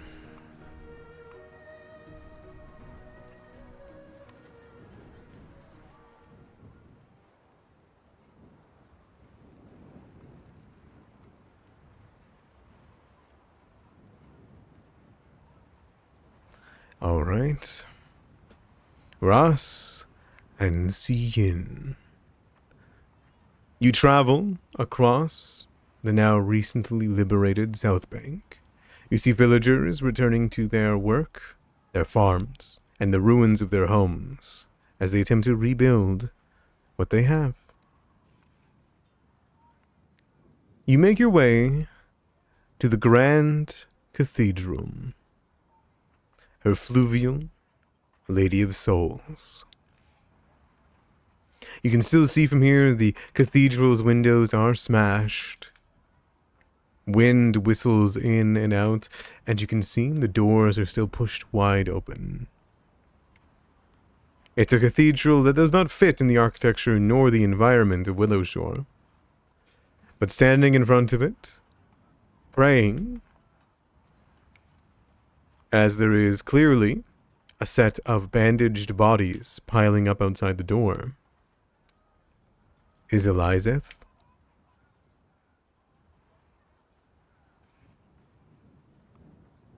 You see some villagers around her, carrying their dead.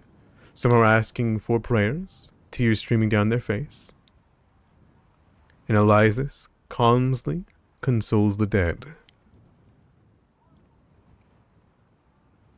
I assume you make your approach known? We do as we approach.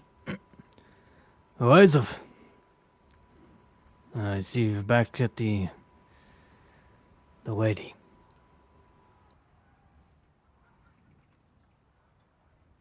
She turns back towards you.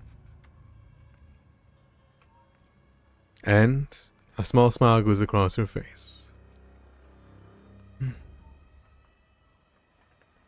I am. Welcome back. Can I ask? I can feel the presence here. I didn't want to bring anyone within until I knew that you had my flute, that this place was not haunted by the dead.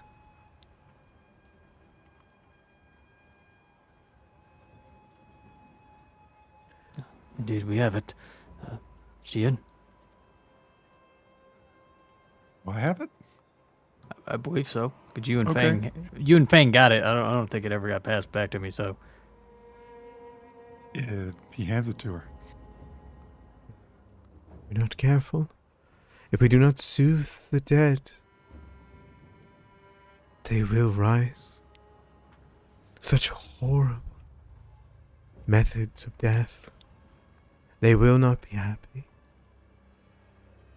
She reaches out and she takes it, holds it close. Thank you. I do not think it would have been safe for me to enter. I am so intimate with the dead around here. I can feel them watching. Please, shall we go inside? We should begin burying the dead, making new gravestones. yes, we shall. Graveside Manor will be busy in the next coming days. There's also a matter that I believe you could assist me with. She will nod. As she does, she will say, Of course. I admit, Ross, Erasmus' hand has guided us to a most tragic position. But it is our duty and our will to bring these souls to her. What is it I can help you with?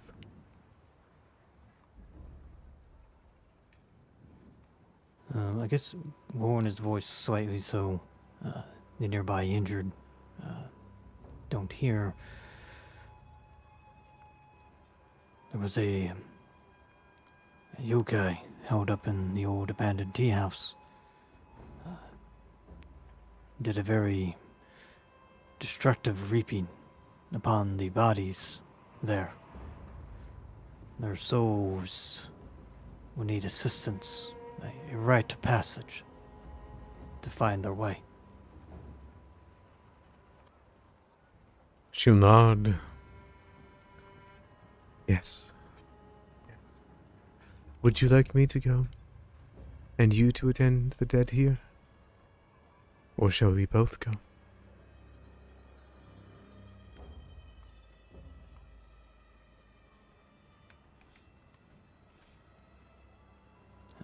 I heed to your expertise. I will begin the work here. She gives you a look. You've seen a lot, Ross. I can feel her. She clings to you. You need not see more of it. Understand? I've seen much in the 5 years since I've came under her influence.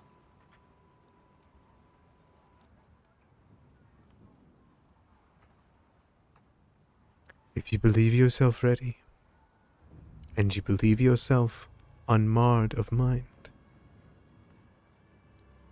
then come with me.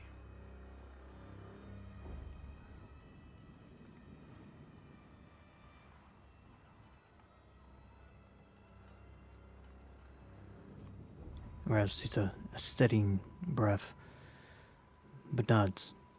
Very well. I will assist you. She will nod.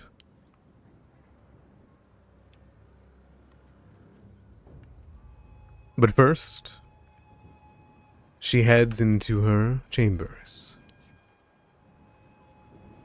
You hear her begin to play her flute as it rings through the echoing expanse. Usually, it's quite quiet to all those outside, but Zian, if you are remaining outside with some of the villagers who are mourning their dead, you would hear her flute and her song begin to play. For the windows are shattered and the doors are open after all. After a Here's the while, song. Oh, yes, you do. Do you do anything? He would probably match the tune. With your throat or with your own instrument? With his instrument. Okay. Echoing along this graveyard, and the dead that lie in front of you bandaged. Easily enough, you attempt to soothe the dead. Give me a performance check.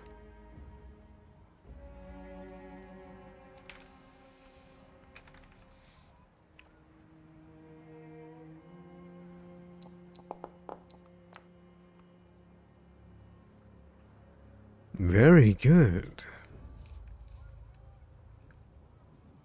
It does not make the people around you feel worse. Instead, this familiar tune that those that have trusted Pharasma rather than the practice of cremation, which is traditionally what the traditionalists do for the dead here in Willowshore. They listen, and though their tears flow like a river, it brings them clearly some measure of closure. That their loved ones will hear that, instead of what terrors befell them. Time passes. The cathedral is put into a small amount of working order. Candles are lit. It is open for people to go in and to pray to the statue of Pharasma, hooded as it is. And then all together, Elizeth will leave with you, Ross. Meet up with you, Zian. Whether you continue the song after she's done playing it herself is up to you. But she seems intent on making her way to the Cerulean Tea House. Roz, are you going with her? I am. The souls could get restless if they are not settled as soon as possible. I know. Could you stay and then, when the others, if they come looking, we just let them know where I went? Sure.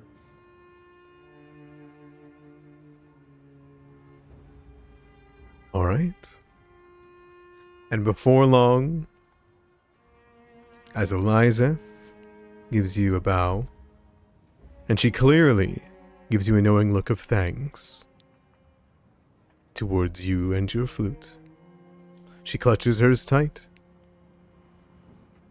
and makes her way with equipment to the Cerulean Tea House.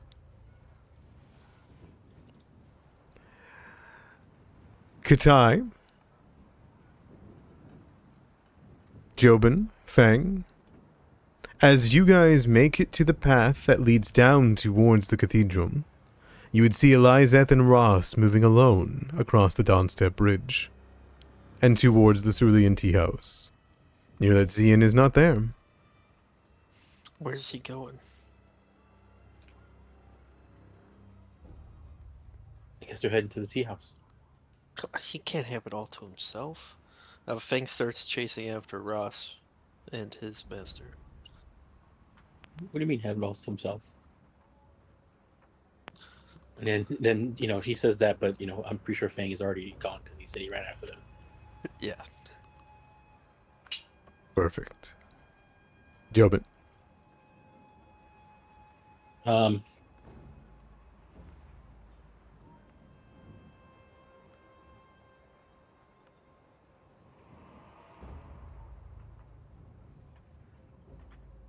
Can't decide. Maybe I lost all of you. I sure did. I'm sure you can hear me, but I cannot hear you. We don't know how long this will go on for, so I'll say this is a perfect time for us to go for a 15-minute break if you can still hear me.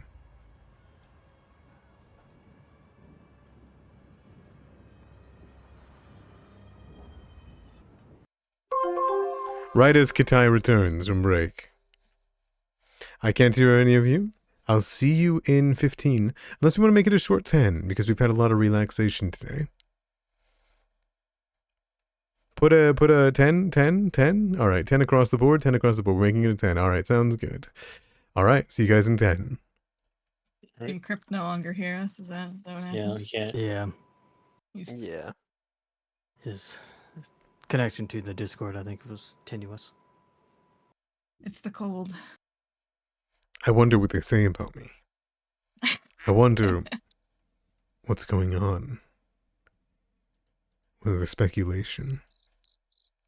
Crypt is a great DM, and I've been really enjoying my time playing. Don't Soggy. fucking lie. He can't hear you. All I know is Crip just left to put a whole chicken in his microwave. It's funny, I've been back for like the moment after I said that break was here. I wanted to see what you'd say. Fuck you, Oh. Remy. I'm getting out. I'm out of here. I'm gonna go put my chicken in the microwave and you'll like Go put your chicken in the microwave. I'll be back. All right.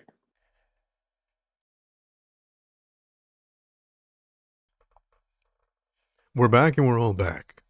Everything's working again. We're all good. All right. Awesome. All right. And so as you guys see, some begin to make their way towards the North Ridge.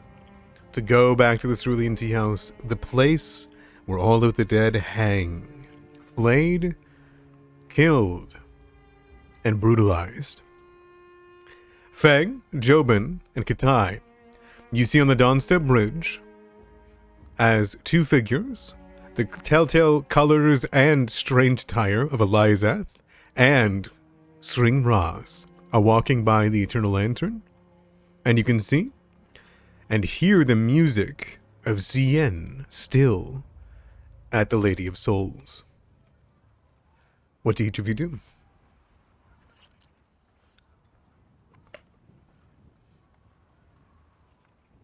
I mean, can we tell they're headed towards the tea house, or are they just kind of walking?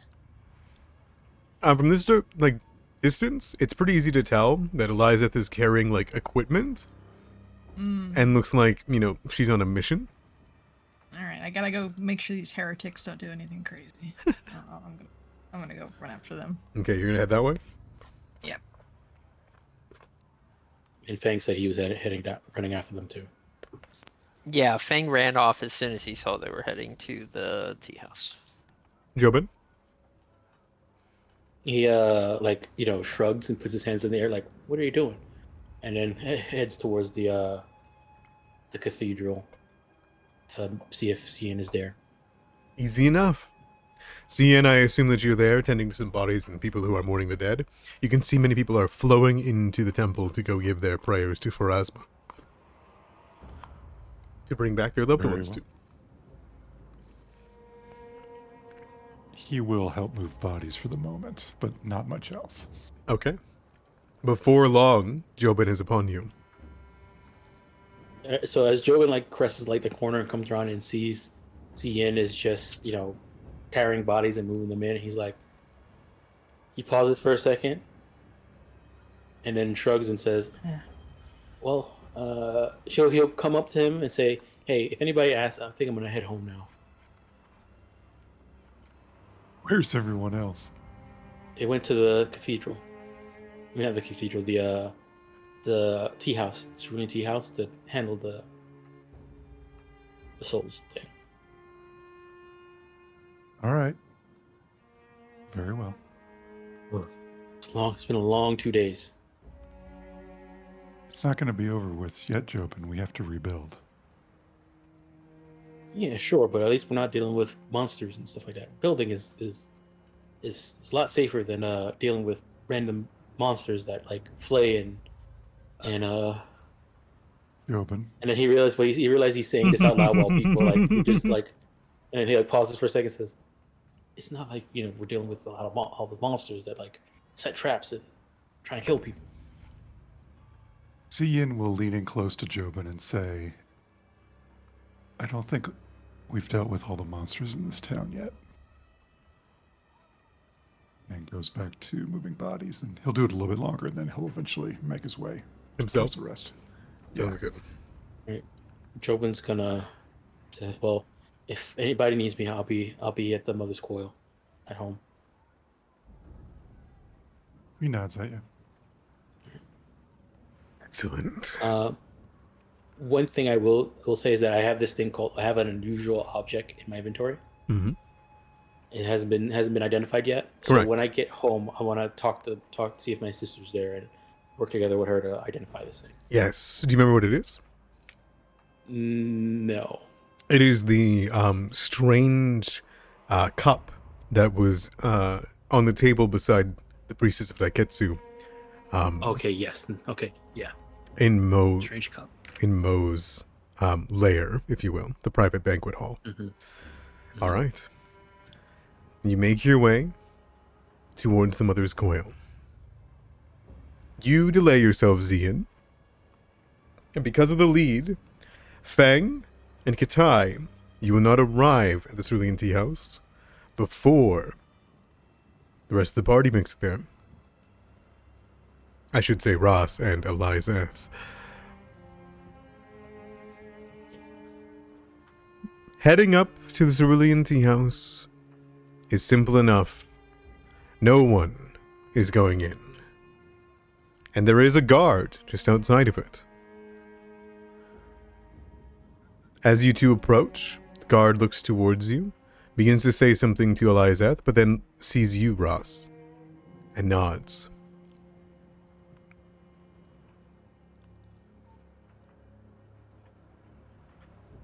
Elizeth looks up at it, and she almost shudders. Pass by the guard and lead around to the back, since the front, at least Roz remembers it still being locked.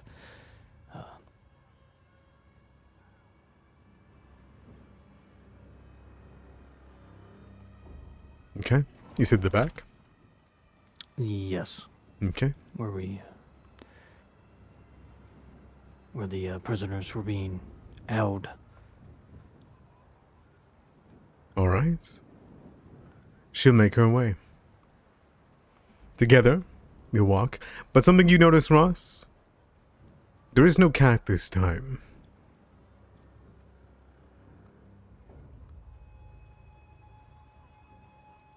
None of the windows. Not at the dorm. And when you slide it open with Elizeth, and you both step in, you can feel the haunted interior that was just very recently holding all these imprisoned villagers.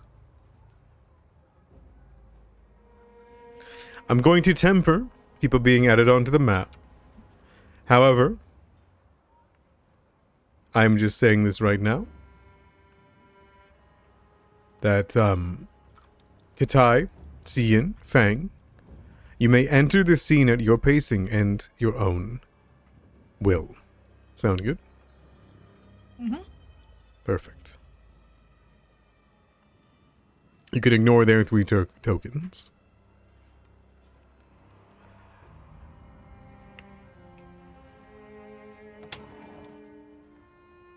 Elizeth pauses before walking in,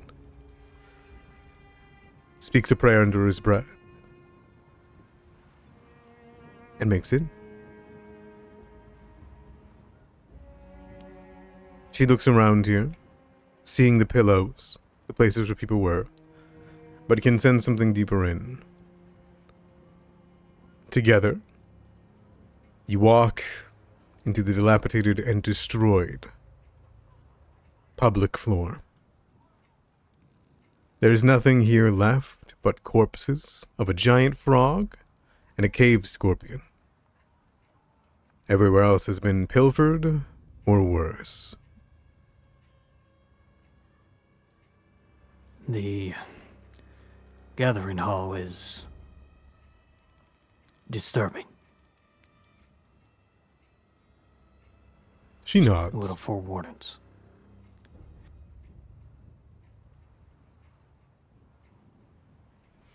In her time of being a funerary expert, a guider of the dead, and a priestess of Pharasma, Elizeth Candora has held composure. Gotten very good at holding composure. over time and exposure to all of the dead that she has had to deal with, that she has been lucky to guide. But as she looks into the banquet hall, she lets out an audible gasp. The monstrous sight of the hanging people, the piles of filthy soiled cushions with blood and oil, the smell, the nest-like heaps of not anything but flesh. Clearly, she is disturbed. Before she takes a moment and takes the first step in, and you see her look all around her, seeing something, trying to feel something, and she begins to cry. Before quickly moving over to kneel down and start tending to the first skinned body, whispering under her breath and softly singing to it. As I move to the, I guess, nearest hanging body, or they should be let down. She'll nod towards you. I assume you stand onto a table, and you see lying in the center of all this heap is the corpse of Mo Dauchom. His bulbous body overlapping itself, his arms slack on the side, still propped upright, and the top of his neck being cut does not help the strange slithering snake of a neck that coils on the ground around itself twice.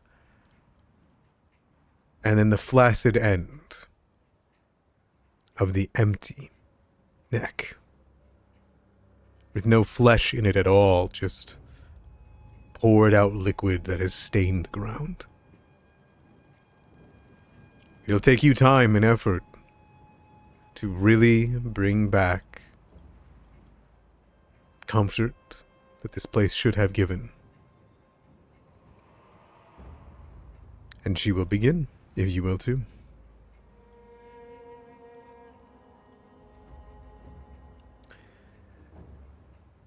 It will be a religion check, but it will take quite some time.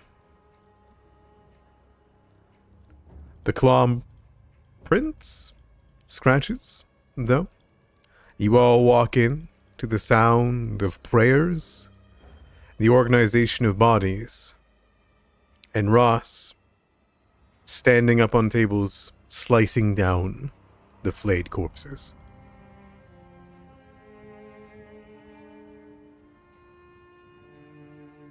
Have you started yet? Eliza stands up. We've just begun, but it will take a while. God, I didn't want to see this twice, but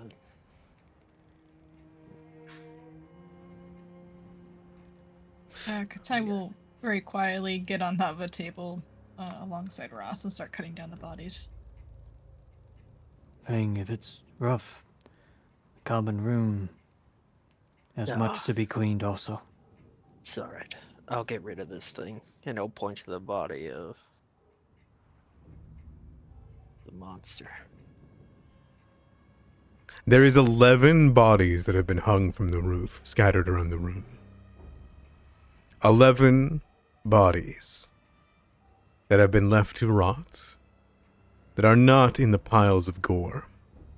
And as you pass them, Fang, though it is unfortunate and quite dark for me to tell you this, they don't need skin for you to know who they are by scent. This is a small town. People you knew, at least passing.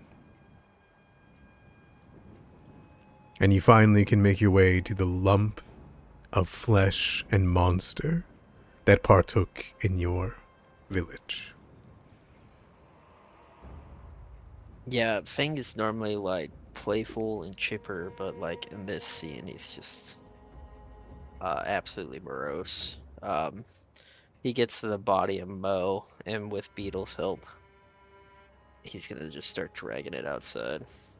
The moment you topple over the bulbous corpse, out the neck, like a funnel, blood and a mixture of seeping oil begins to just splatter over the floor, going through the neck like it's a long hose.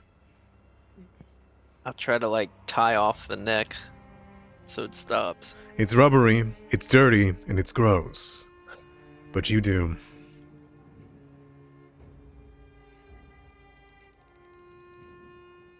Obviously not now, but are like my hands still like the bright white from the Blessing of Daiketsu? Like, did that go away when I cast the guidance, or is that like permanent? From what I can tell. Permanent. Though stained now at this point. Yeah, very very stained, obviously. Yeah. Yeah, we'll tie it off. And yeah, me and Beetle will kind of work together to drag it out. Okay. This place is on the outside of the town, towards the outside of the town, right? Yes and no. It's right below the abandoned estate. Okay. Do you see what the party symbol is? Yeah. It's about there. Okay. I'm gonna go around the fence here of the where the Shrine of Destiny is. I'm gonna just take it out into the woods and burn it. Okay. One person alone with just the debris, the rot, and the dirt. It would take at least 5 weeks of good work to restore this tea house. Multiple people obviously will help. However, before you can do anything like that, you will need to remove the linger. Yeah. For you three who take down all the bodies, after a good amount of time, I assume you're taking all the bodies though, right, Fang, of the monsters? Yeah, I'll take the frog and the scorpion too. Okay. And the fucking Weasel? weasel. Mhm. Well, what's Mason left in the of hole? it. Mm-hmm. Together, you pile up the bodies. You can make me a medicine or perception check if you want to count how many was in Mo Ducho's room, the banquet hall. But if you don't want to know, I can give you a cursory guess.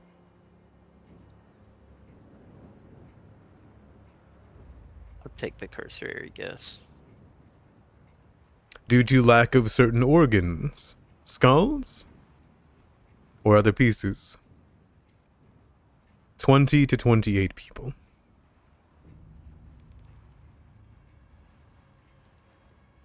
But by the end of it, the bodies are laid out on the tables, on cushions, restored to the best that they can be. Now all that waits is for their guidance. Elizabeth pulls out her flute and stands beside you, Ross. And Ross, as you finish this, your hand stained with blood. You can tell through your sweat and your time here that what cloaks you has caked away.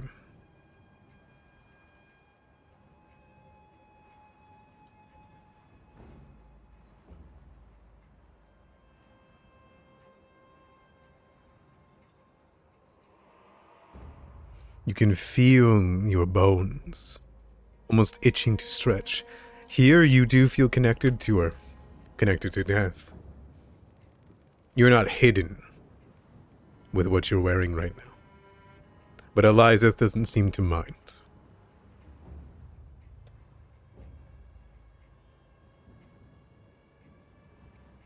as he works, it probably would protrude more over time, probably ending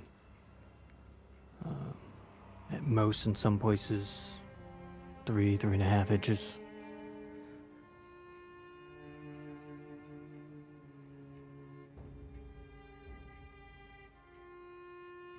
Okay. Elizeth sighs and looks towards you. Gatai. She's trying to focus on getting all the bodies down. She's not looking at Raz as he's doing his freaky shit. This is when all the bodies are down. Oh, okay. Finished. Now, what's left is to guide them. They look over at you. You look over at them. There's definitely an exchange of glances there.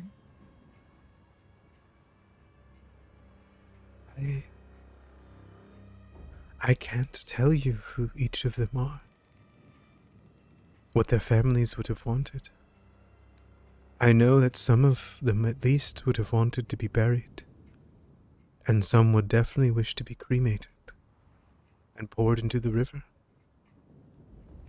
But we can't be certain how many, for who, and why. Would you let us guide them? You intend to put them all into the River of Souls. It is their fate. Is Fang back by the time this conversation is happening? You I'm absolutely not sure can how be. long it would take him. You would Well, be. it- It would okay. take shorter for you to. I mean, Wardy takes a while, but it doesn't take 20 Yeah. to 28 people worth of while. You know. Yeah, I got you. Yeah, I mean, if Fang is back, then he'll kind of be just mention. I can tell you who they are. All of them? Do you know what they would have wanted?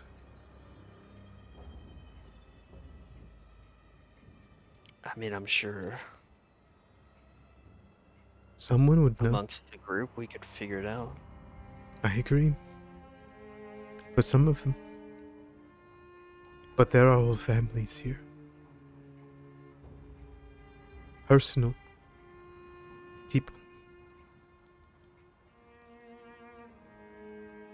Their ideals and their own wish for where they go lost with them. It's not right for you to guide them to the River of Souls. I mean, I don't really know what you guys are talking about, but I can try to tell you who's who. If you could, it would be appreciated. Fang gets a very dissatisfied look on his face, but he starts going to each of the bundles and naming them if he can. It's tough. Give me a DC 25 medicine check. A success will be most of them. A failure will be some of them. And a I critical can't failure. really do medicine, more just like the perception of like. Sure, that works for identifying me. people. I was gonna Yeah. say that or survival. Oh, But I'll do perception. survival. Yeah, okay. Do around the table or blind. Let's do blind. Like I said, it's tough. It's flayed bodies. I'm very good at survival, so Okay. we'll see. They mingle together. Your hands are stained, but you can feel your blessings from Daiketsu herself. 4 of them. 4 of them you can find the name of. Some of them you do recognize, but you wouldn't even know where to start to describe them. Maybe people you found in the market sometimes, but not people that you knew. Not by name. Not by anything other than a passing glance that quickly you've pushed out of your memory on your various trips all the way up to the Great Willow.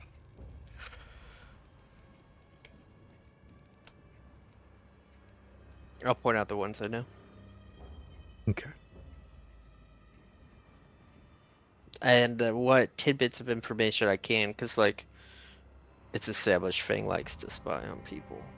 So like if he like, I recognize this scent, on North Bank, or I recognize this scent. I can't believe I'm peeing these goddamn bodies. It's okay. On the farms. He'll Elizeth, just help as much as he can. yeah, she will do her best too. And she will separate two of them. These should go to Metsuki. They had never come to the cathedral. That's what we'll do for them. And what about the ones you can't? What about the ones you don't know? We will have their souls, the restless, lead them to the river. Do not find the river. And Oh, the lady rise. at the end will judge fairly. You may be bringing the wrong river. Just let them do what they need to do. All rivers eventually lead to the ocean. That is Our Lady. You may ruin the progress they're making, their souls are making, by sending them to finality. Their souls have worked lifetimes trying to find enlightenment, and if you bring them to the River of Souls, you'll ruin that for them.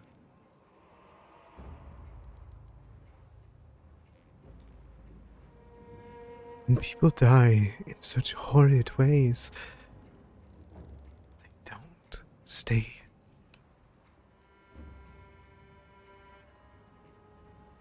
Down.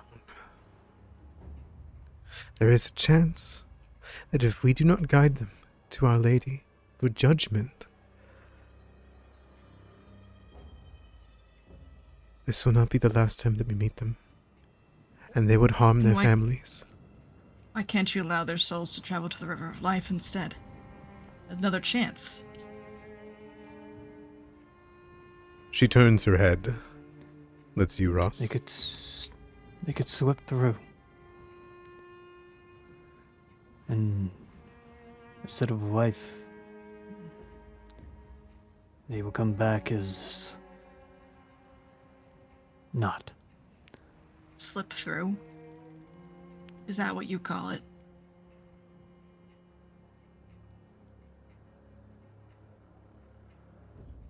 Would be a risk. This town has suffered. These people have suffered. This town has followed Sangpachi. They're followers of Pharasma. But traditionally, most follow Sangpachi. You'll Not- be robbing them of an afterlife and a chance at true enlightenment. Look, I don't know what you guys are talking about, but if these guys are gonna pop up as undead, or I think that's what you're hitting at, I don't think they would want that. So Poor Fang shouldn't has we no idea what's going on. Their Fang Thing. Fang is like, I wish I was a million places except this room. But he'll just say like, do you think they would want to be undead if these people? I trust Ross, so I trust this lady. Just like I trust you. Do you want them to come back? I don't think they would want to come back as undead. River of Souls doesn't create undead. Nor does the River of Life. Do you have a way of assuring us that they will find that river? I can assure you that I will guide them to Pharasma. They did not die a normal way. I have to believe that it was Pharasma's fate for them. And if it's not, then I don't believe they'll find a new life. I don't believe you're wrong, Kadai. I just don't think we can risk you being right. So you would ruin their reincarnation. We took the risk. with her own mother. The risk does not need to be taken a second. The chance is too high in this case.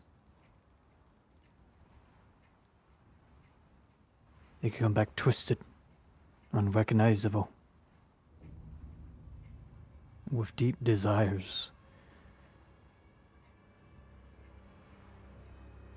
that cannot be sated.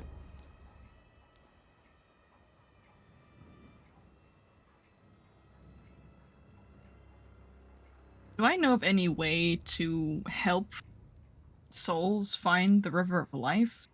I'm not really It's tough. Shinpachi isn't like a religion, but it's like, No, so it's like it's a way of it, right? It's one's own faith. yeah. You get the feeling it has to be. It's one's own trust. It's one's own perspective. It would be each of these people's choice, right? Each of these people needs to find that, or be guided by that, not be strayed If from their it. souls are fucked up, it's gonna be kind of Give me get there.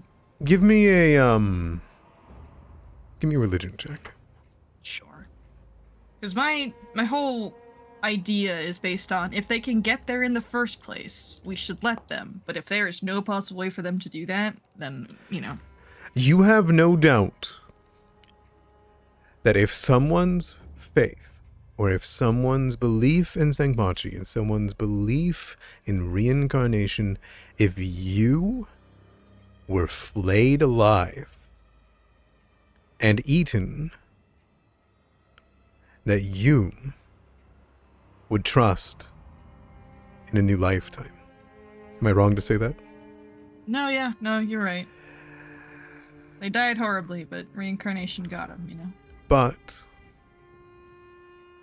not everyone is as faithful as you. If everyone was, there'd be no need for Pharasma and her cathedral.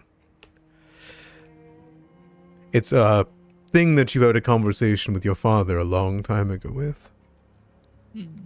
But I will say, if even one of these people in here had your resolve, then they might have made it. And if they do their Pharasma thing, they'll miss it. They might.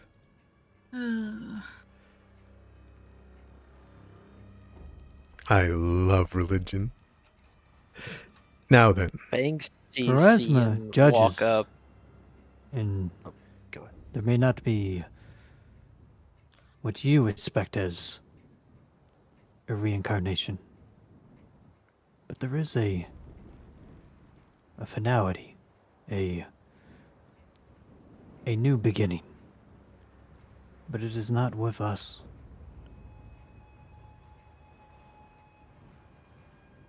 Once the dead has been judged, there is no returning. They pass beyond our touch, or influence, or poison.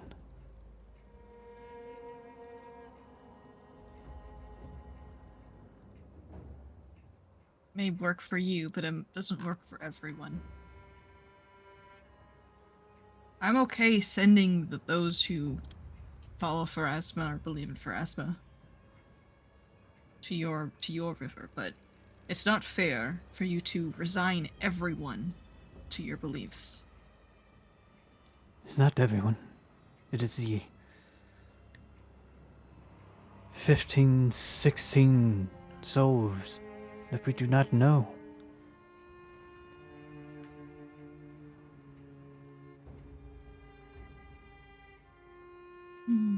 They will be taken care of. Just not in this life.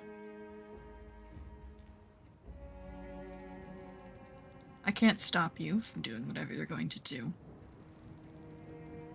But if I ever die like this, and you try to send me down your river, I'm gonna come back in my next life to haunt you. I've worked too hard to get where I am. Don't worry, I remember very well our arguments by the river that day. And I respected it then, and I respect it now, even if I don't agree. All right.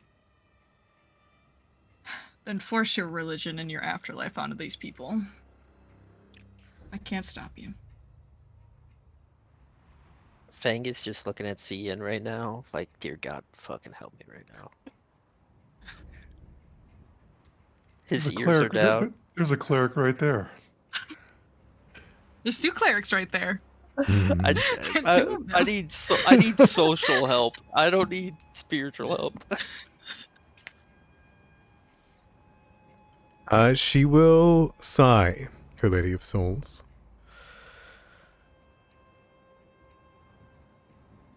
She looks towards you, Ross. We need I not. will join in. If we bring more animosity to my people, to my cathedral, it won't make people feel better.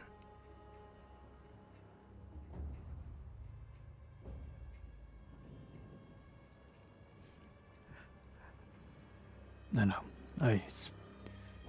We both know that I am only here because one of the lumber chiefs of Longwa long ago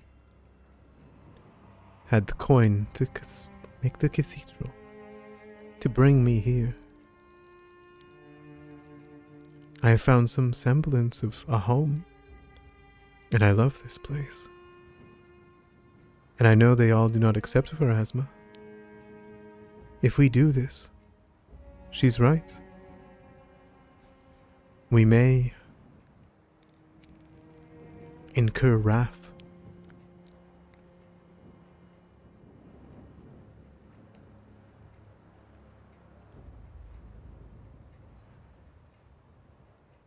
I can bear the wrath. I cannot bear if they come back, though, and harm more.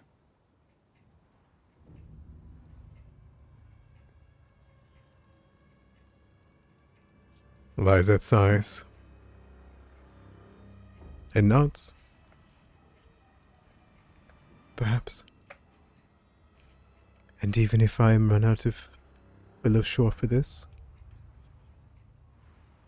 you'll be here. I will be. I do not plan on running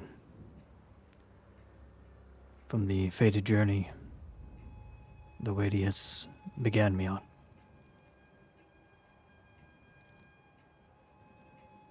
Begin then.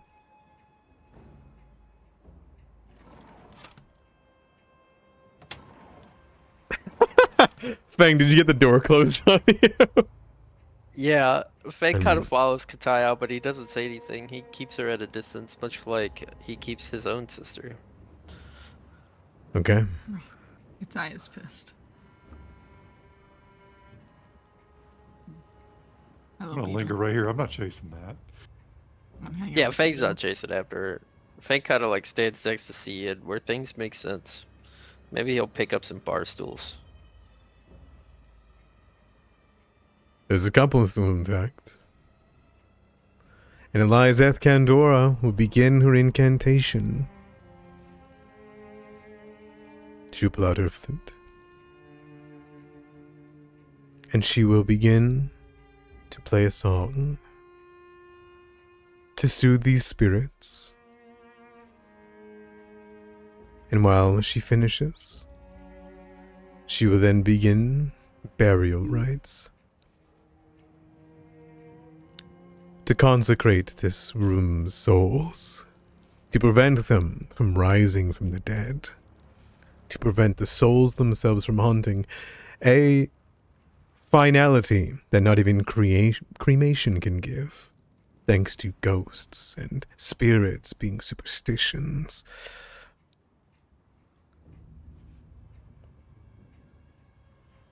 It will take an hour. Do you participate too, Ross? Ross does.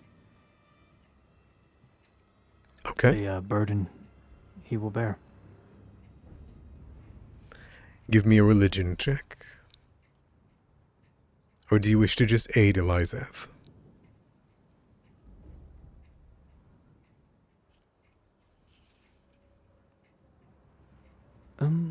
No, I'll give that a version.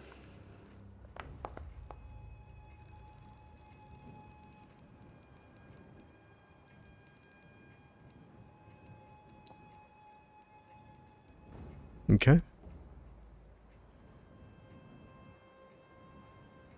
Together you've gathered these bodies. Together you go one by one, soothing each of their pain, taking in some of their torture, and guiding them to the boneyard, where she may judge them and send them where they deserve to go.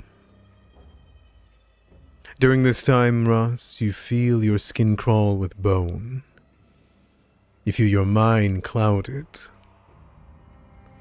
But it all coalesces to that same feeling you had, that presence, that gesture, that connection. When you held the coin in your hand, and even when you close your eyes, your own magic glows with the same blue light, that pale blue light of Pharasma's guidance.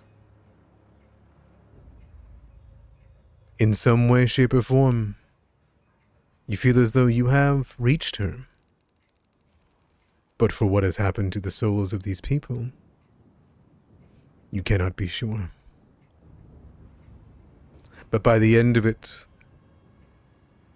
the haunting feeling of this place being cursed, polluted, it has relaxed.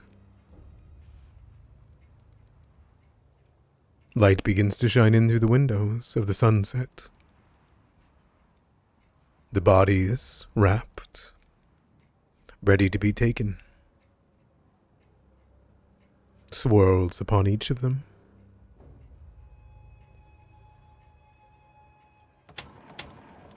Elizeth opens the doors, hands covered in blood, her voice hoarse. It's done. Do either of you have a hand to help us take them out of here? Or shall we call the guards? I'll help you. And so will Beetle. And thank you, Fen. I will help you. Thank me. I know natural order is important to you. It is only your fear of the undead that gives you tolerance of me. But I hope to show that Her Lady of Souls is here to help all. We need not be a separate group. Death is a part of nature. You know this more than anyone. Yeah, Fang takes a look into the room and he's like, it's getting hard to tell what's natural and what isn't.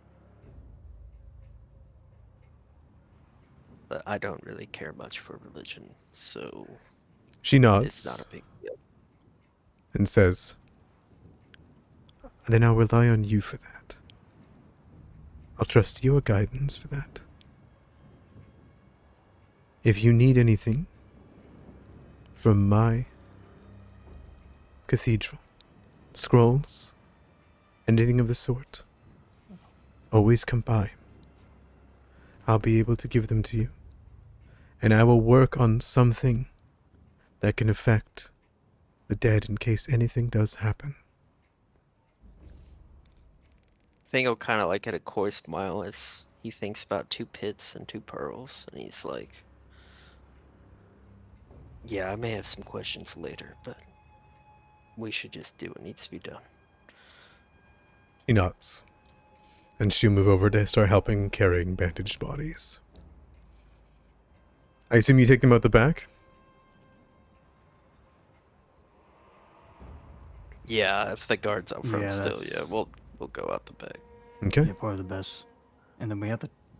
I'm guessing we take them to Graveside Manor. The 'Cause there's ones... 2 graveyards, the- and I can't remember which one's which. Yes, there is 2 and 2 that you know of. The rest of them you don't know of.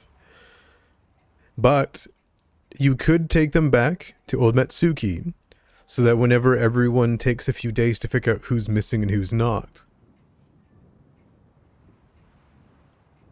it can be decided then.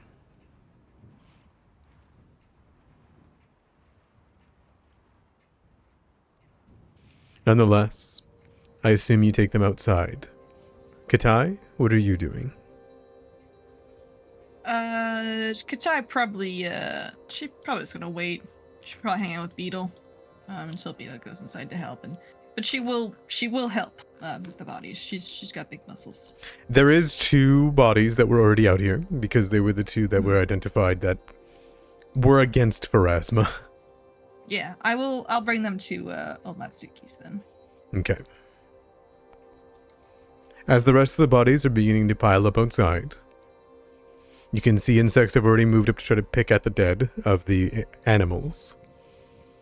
And together, as 4 people, I don't believe you can carry 20 bodies. Elizeth, Ross, and Fang, and Zian. Do you guys gather together to do so, or do you get some people to come help?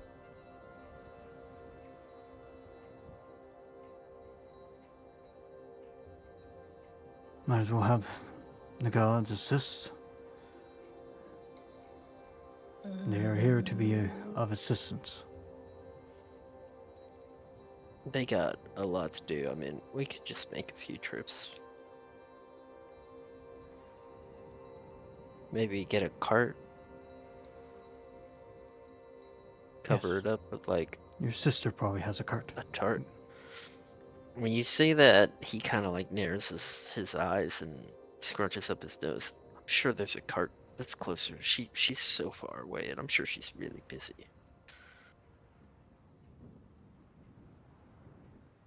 Very well then. Zian, thoughts? I would rather not involve the guard. Yes, that makes sense. All right then. As a group, you can find one of a willing Willowshore to give you a cart to borrow with a tarp. If it is just simple cloth that hangs over it. Bundling 2 of them. I believe there's actually a thing here for Willowshore people coming together to help each other in times of need. And so you would very easily be able to gain access to a cart. Let me look at it here.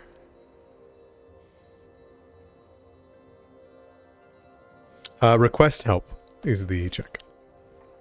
If anyone wants to roll it. Yeah, is it diplomacy, I'm guessing? I believe so. The ability in Willowshore is that if someone is indifferent or unfriendly to you, you can still request help to them. Okay, well, everyone's calling us It's heroes, diplomacy. so... A couple Are people you are. talking about a seasonal ability? Nope, just request. That is a Willowshore ability. Willowshore's ability is called Teeth Clenching Teamwork. Willowshore's residents help one another despite differences. You can request help from another Willowshore resident even if they're indifferent or unfriendly, but you do so with a -2 circumstance penalty. Oh, okay. I'll help Ross ask. Okay. Ross will ask around then. Okay. Here's my aid check. You have a +1. You know, what are hero points for? Am I right? Yeah. Might as well. Might as well. I haven't been much rolls today. That's okay. Absolutely. You are able to be given the card to borrow for the day with no repercussions. I will clean it for him. Out of just common courtesy. Yeah, that is common courtesy to clean it of the body's filth. And so you all travel. Do you stop by the Mother's Coil with the bodies to go pick up Jobin, or do you leave him for the night? Probably just aim for that. I mean, that's kind of in the opposite direction. I agree. We don't want to be... let's not make any more of a scene than we already are. I agree. I do want to go see Jobin. So after I deposit the bodies at Matsuki's, I am going to go to the Mother's Coil to find him. Okay. Are you taking those two bodies separate from the cart? Or are you no, going yeah, with them? I'm not bringing them to the graveyard. Because they want to be burned, I'm assuming, right? So it's a curious way that they've called them, okay? So I'm gonna lay this out. Okay. Her Lady of Souls is the graveyard. Mm-hmm. Graveside Manors is the crematorium. Okay. Oh, that's okay. misleading. It is Okay, it is very misleading. So they Eliza, need to go to Graveside Manors then. Eliza, Graveside Manors is no grave! What manors are for the grave? Elizeth suggested Isn't it bringing like- all of the bodies either to Her Lady of Souls or to Old Matsuki's, so that people can figure out who they are before they are burned or buried, or at least I a see. general estimate. Eliza Yeah. suggested she would keep the bodies at Her Lady of Souls and keep them safe so they do not rise from the dead until then, or they don't have any problems. Not that they're going to, because she's done her thing. But you understand what I mean. She's suggesting that Yeah, she I holds will- the bodies there for Yeah, you. I will allow her to do that, but I definitely look very pointedly at her. Yes. Says, do not do anything with these bodies. Just I'm watching you. She gives you a solemn nod and thanks you for the trust. I do trust you. Once you bring them to the cathedral, broken and battered as it is, with more people waiting, they can be taken into one of the many rooms that holds onto the dead before they're prepared for burials. Once rolled in, deposited properly, and the card is taken out, Elizeth will sigh as you all have gathered outside the cathedral. She'll give you a solemn smile. Thank you for everything you have done. I know Pharasma has much for you. And if you are in need against those that have risen from the dead, please speak to me.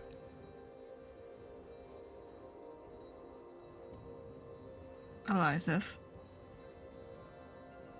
When people come by to identify the bodies, and they realize that you've sent their loved ones to the wrong afterlife,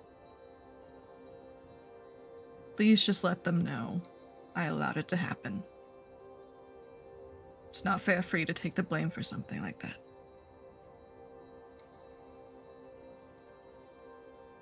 Things just like, well, you don't gotta tell them. I mean, They're gonna know. They're gonna know. It's also not fair to not tell how, them. wait, how are they gonna know? She looks They left get and bodies right. are the- reincarnated. The you know? bodies are the exact same as when we found them, except we bundled them up.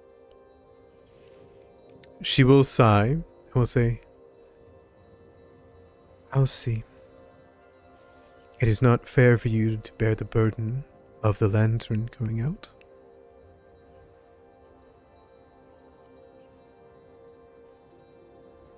We disagree, but good luck. She'll give you a bow. Clearly practiced. Very well done for someone that is not from Willowshore. She gives a specific one over to you, Ross, and gives you a pointed look at your face. as though to point something out or of worry.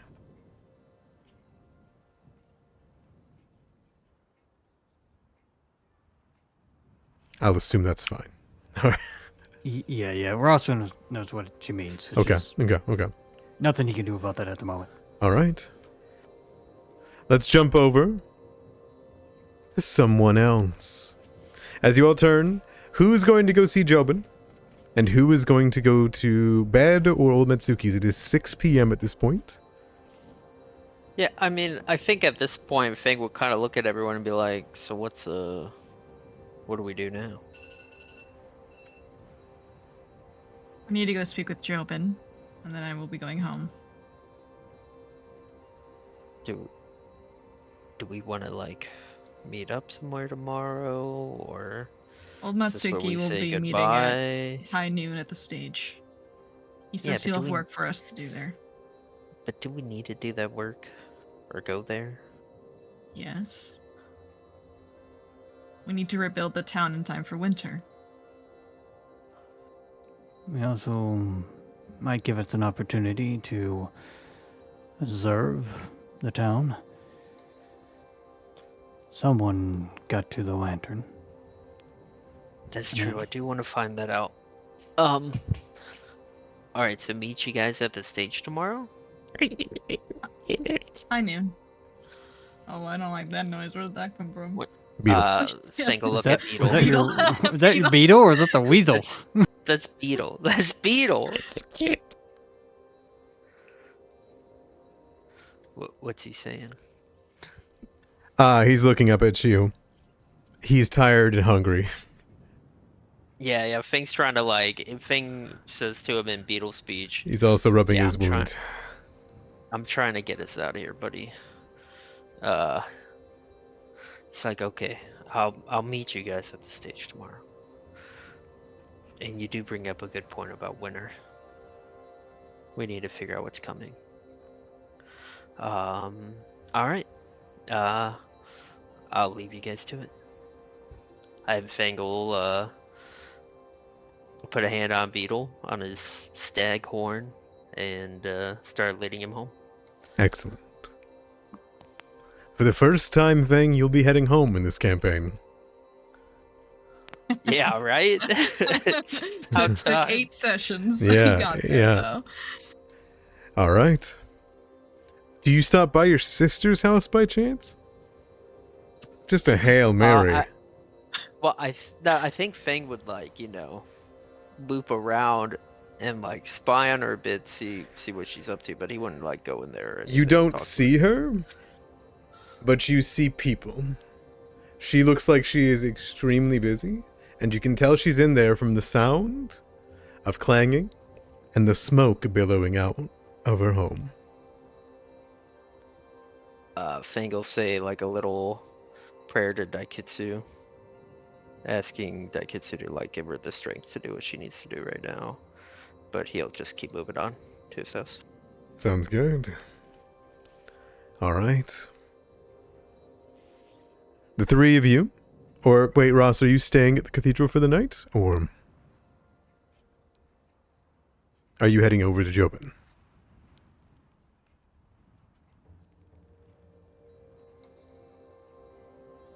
Oh, am I gone? Oh, okay, you can hear me. Okay. I think he's gone at the moment. Yes.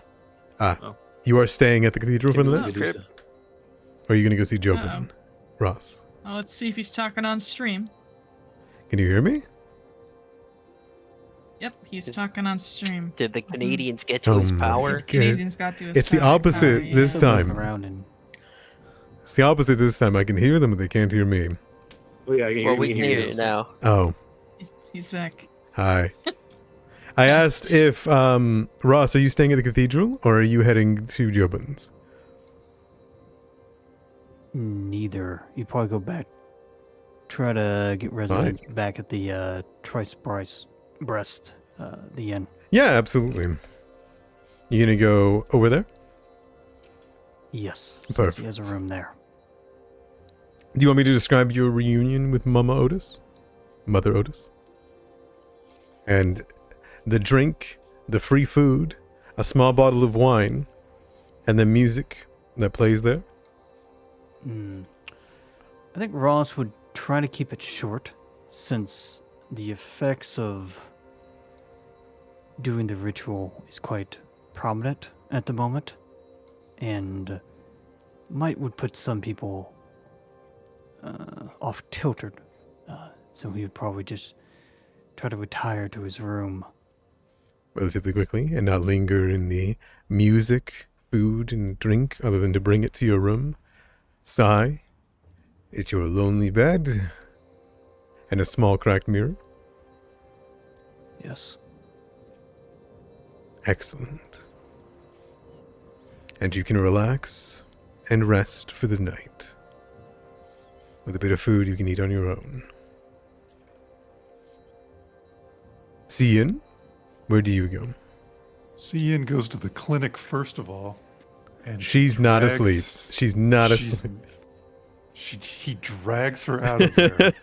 If she fights, he throws her over his shoulder, and Oh. Fireman carries her home. She does, and she makes an absolute racket of it, holding on to books, as you're holding on to some of them for her. And, I mean, clearly everyone sees this embarrassment. I mean, she seems pretty rowdy. I don't know. She's very tired and exhausted, and I am too. All of this can wait till tomorrow. Excellent. Kicking and screaming, you can drag her back to Luau and Taxis. Luau and Laws, I apologize. And with that, you two can also find rest. She goes on and on about the ways that Kwai Mai Li, King Ma Li, has written the way that her inheritance is, how interesting it is, how she got around legal stipulations, and even Lung Hua strict codes. Do you pay attention and listen, or do you let that lull you to sleep and assume that she also falls asleep to it? His eyes glaze over at the legalese, and he drifts off into a slumber. Excellent. But Kitai, there is no rest for you. For you head to Jobin's. Yes. The Mother's Coil. Another outsider's home.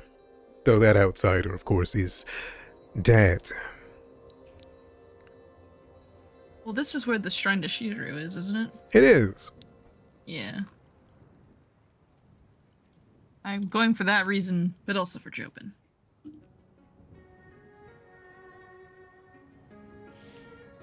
Jobin. They've had a long couple of hours tending to bodies, to souls, having religious disputes, speaking to one another, confiding in another, and eventually letting exhaustion take them off to bed. But for you, you head home to a familiar tower, the bottom floor of which is still a bit of a mess. The door is closed, as it seems the Mother's Coil is recovering at the moment and is not open.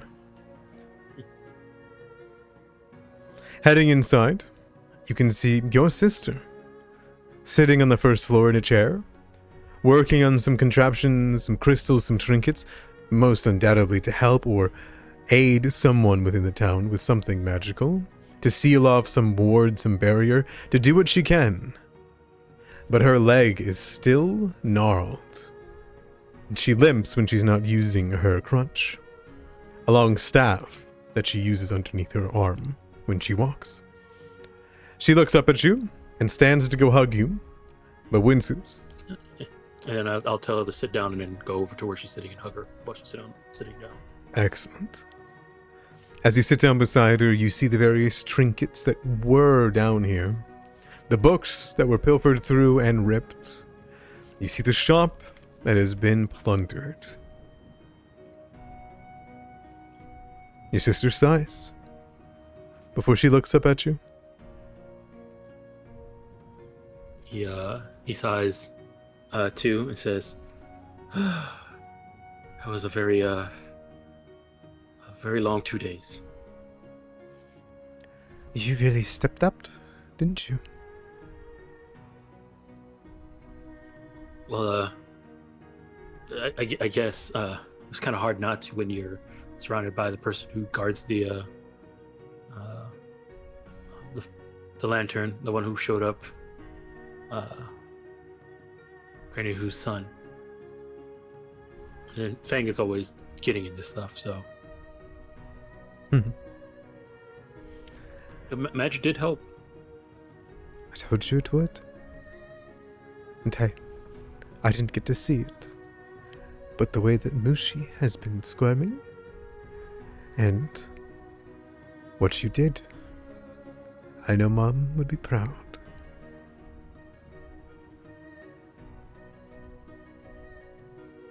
Yeah. Well, I'll let you know about me. I'll tell you what. Let's. Okay, you sit down. I'm gonna do a little bit of cleaning and let you know what's happened so far. There's something I do want to have you take a look at, though. Of course. I was going to start working on scrolls. Nothing powerful, but useful. Okay, so when we went to the Silverulean tea house where one of the last monsters were, it's very long, and I'll describe the monster. Pretty much like go in a little bit of detail about all the stuff that I've realized I did the research to recall knowledge about it. Mm-hmm. And say he had this next to them. And so I'll place it down. I'm not sure what it is. I mean, well, it's a cup, but there's something else going on here. She stares at it, and her neck twists down to it, akin to a snake inspecting its prey in a dance. Begins looking around all about to try to get a good feel for the magic of it.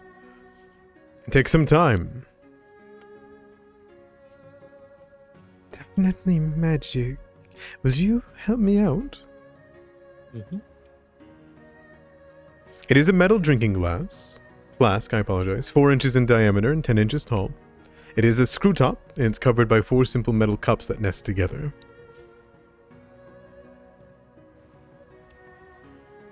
She will detect magic and spend some time to try to identify this item. Working together, are you going to let her lead, or would you like you to lead? She has a +10. She can go ahead and lead. Okay. +8. If this is a Arcana or crafting or something like that. Arcana. Okay, yeah, she can go ahead. And I'll help. Is that the usual one? I'd assume it's Arcana. It usually depends on the item, and then there's a feat yeah. that lets you use crafting for it.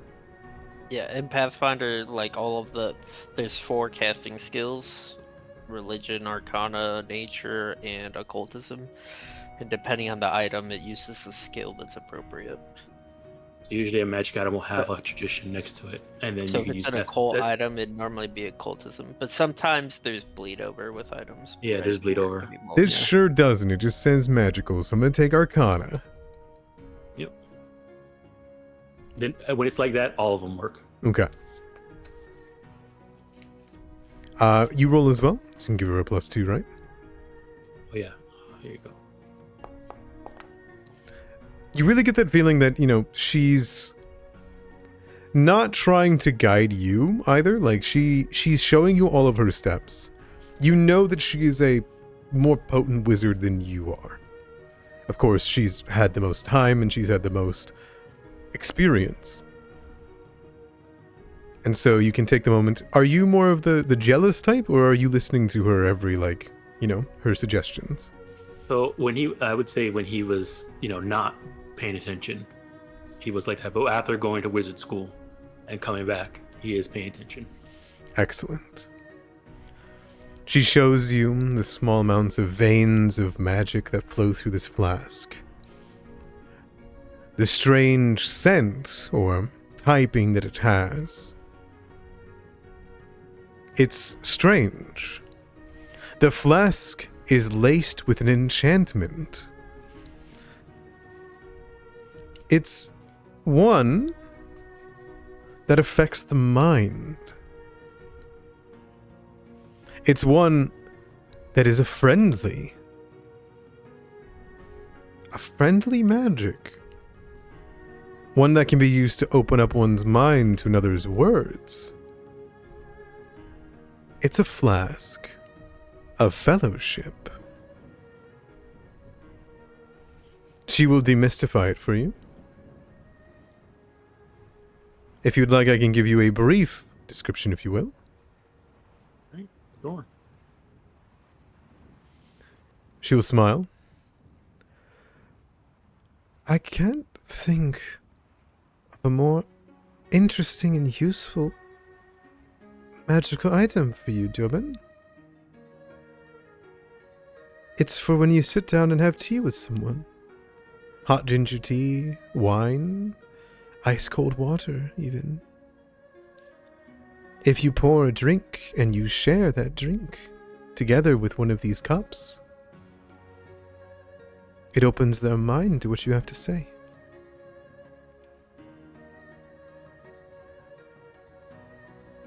See. Okay.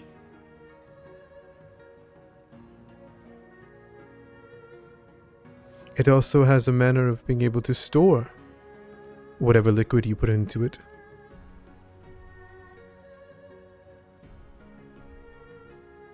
But, like I said, the interesting bit is whatever it pours is not what you put into it. It's whoever is the target of the magic. What they would most like to have. It's a way of showing you what they like to drink. It improves their thoughts, settles their cravings, reads their mind. But the magic can't reproduce poisons, nor will the magic satiate. You cannot use it for unlimited water if you were in a desert, for example. It will not alleviate thirst that is of serious dehydration. And its alcohol will not intoxicate, but it will bear all the harm marks and replicate it. See. Alright. Well, if I ever feel like I want the taste of tea.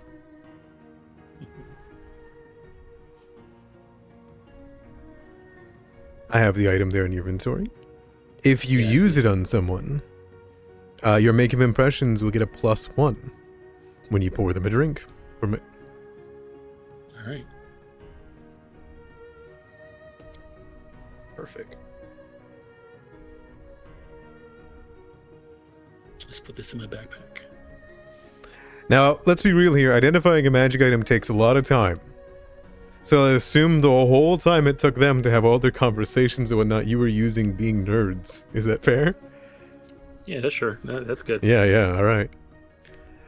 And by the time you finish, do you test it with Jubei? Oh yeah, we'll have a drink. Okay. Who is offering to who? I'm offering to her. Okay. To her. As you take it, you take off one of the cups. You kind of let the magic flow into your arm, and you focus on her. You pour the flask. And what pours out of it isn't a delicious wine. It isn't a refreshing cup of ice-cold water, nor is it tea. Instead, you recognize it to be your mother's own recipe, a drink she gave you when she plucked you from when you were children. The first drink you had together with her, a drink that she has been craving a very long time.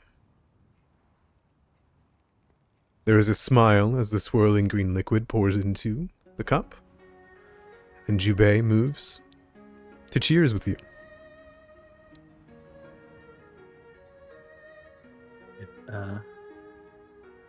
Jobin will he'll pour himself a cup and raise the glass and cheers. It's just like you remember it. The first real drink, and perhaps even the first strange drink that wasn't water that you ever had as a child. And as you all pour it back, she looks down towards her leg and smiles. I know Mother would have put some kind of staff or snake around the leg and make me stay still. Or even use her familiar to hold it. This reminds me of her.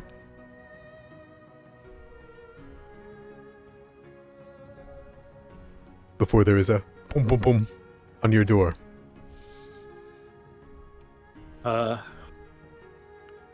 Jobin will put the glass down and then kind of walk towards the door and says, "Who is it?" It's Katai. Oh, I open up the door. Hey. Yeah, sorry I didn't show up. I didn't really want to see that place again. No, you're fine. It wasn't a very pretty sight. I need to ask for your assistance.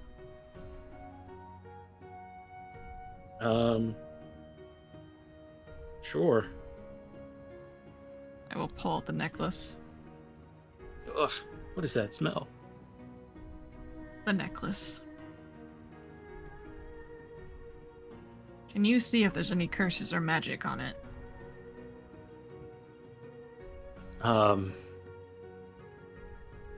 Yeah, sure. Come on in. Thank you.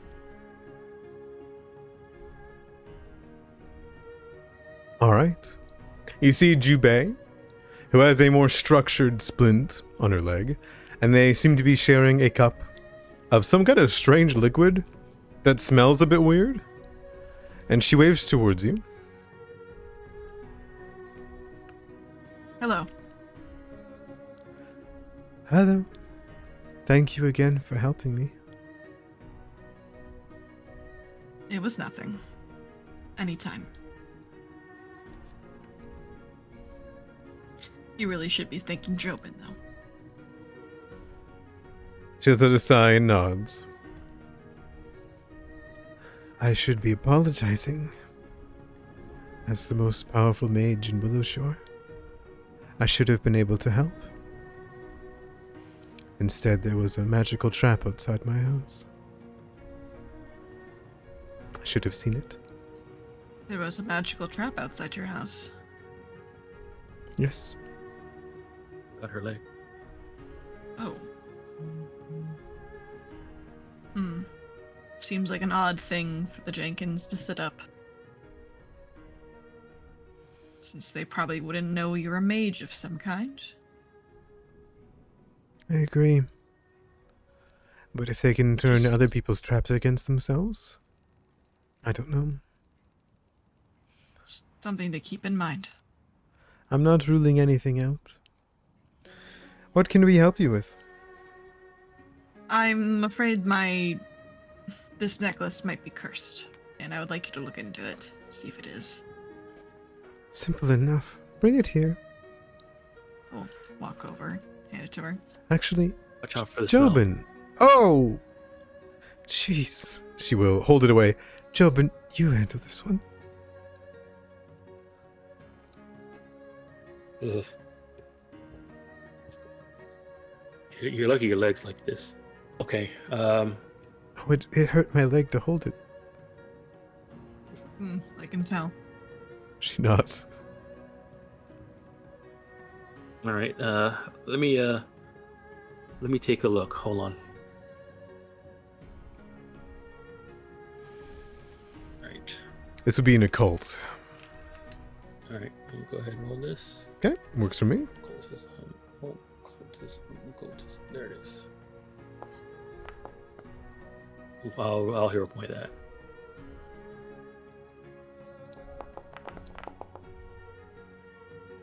Oof. I'll put a D8 on it, on top of it.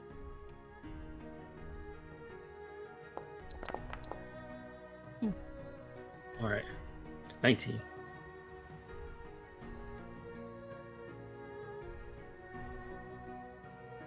Okay. You come to the realization, Jobin, that yes, this has been cursed, and it's cursed by sloppy magic. So, well, more sloppy tinkering. You recognize it as something primal, a curse from a Jinkin. Likely the drunken Jinkins before they got too drunk to remember how to tinker. It's a simple curse. A curse that, if Warner carried, it makes whoever is holding on to it stink of rotting garlic, imparting them a -1 to all diplomacy and stealth checks.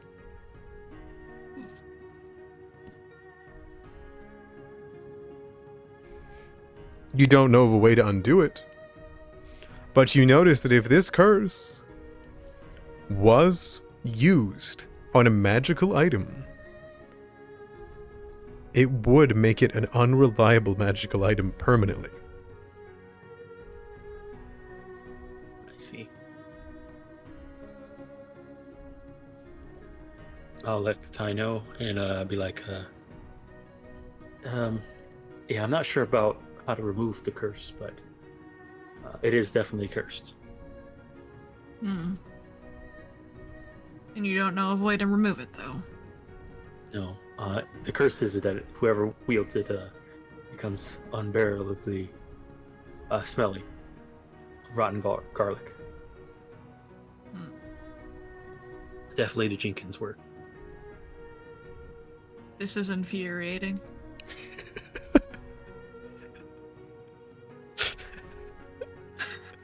It is primal magic, so maybe Fang might know something about removing it.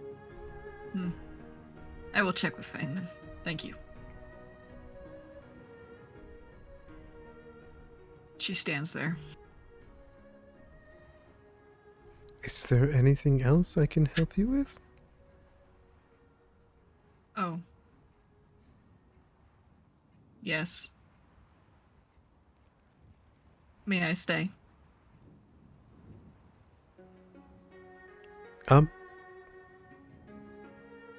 What? Why? The Shrine to Shizuru is here. Well, okay, but I mean, after everything we've been through, I'm pretty sure you'd want to be by your father, right? I'm going to stay by the shrine. Jobin looks at Ichibei's looking at you. He has like a wide-eyed, like, I don't know. I think that having an extra pair of eyes in case there's anything wrong would be very useful. Thank you, Katai. And yeah, you're very strong too, so it might help us like put some of this stuff down. My sister with her leg, so yes, I can lift things up and put them down for you. Perfect. Jobin then looks. Jobin definitely looks back at his sister and like nods and like shrugs at the same time. Yeah, she does too. She mouths to you. Oh, what's the language you guys share? It would be our mother's language. Yes. So, what was it? Hold on, I have it here. Yeah. Nagaji. All right, she hisses towards you in Nagaji.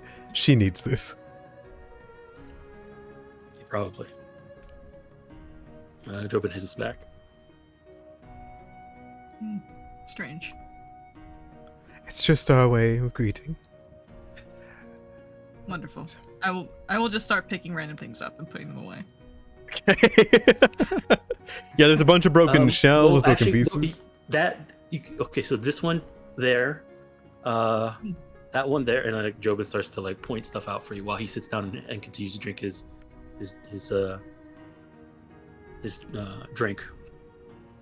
Excellent. High lessons. Together, one by one, you all will find rest, finding yourselves in a hypnotic, exhaustive sleep. It clings to you. Your body's sore and aching, not necessarily too damaged, but from the stress and anxiety of dealing with Willowshore's captors. And after a soft night of relaxing, whether alone, with friends, or with family, or Beetle, you all find a night's rest, pushing us into Erastus 3.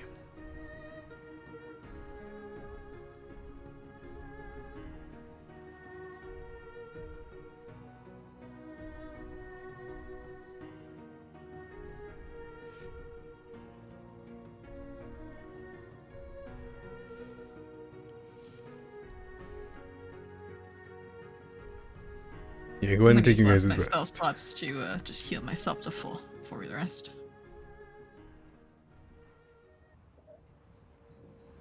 Okay. Is there anything important you guys want to do in the morning before I continue in our description?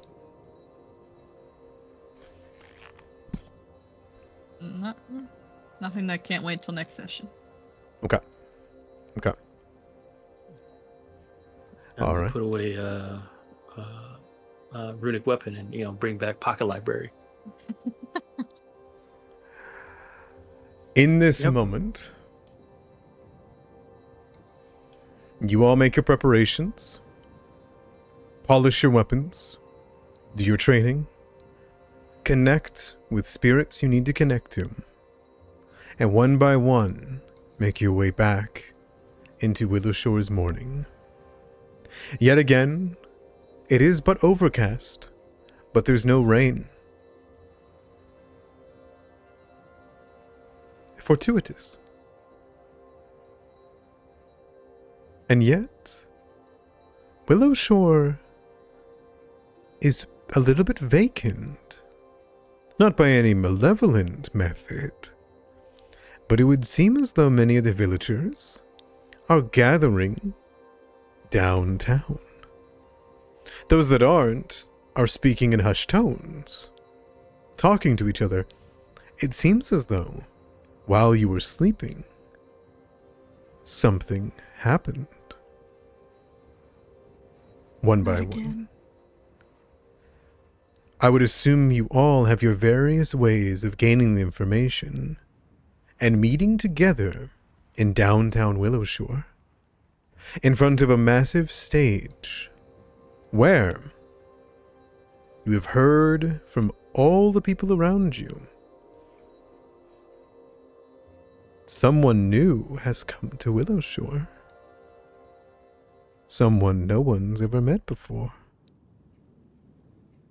And he's in downtown. I assume you all would go. Yes. Might as well, causing this much commotion. Excellent. One by one, you all gather. There is, in fact, as you enter, crossing the Dawnstep Bridge, heading out from Lowen Laws, moving from the Mother's Coil, and making your way through the shrubbery. A large grouping of villagers in downtown Willowshore.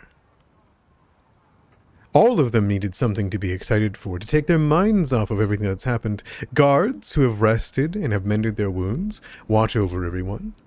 As what appears to be, in the center of this mass, whether there are Willowshore people that are keeping their distance, some that are keeping a measured distance, and some that are up close to this individual.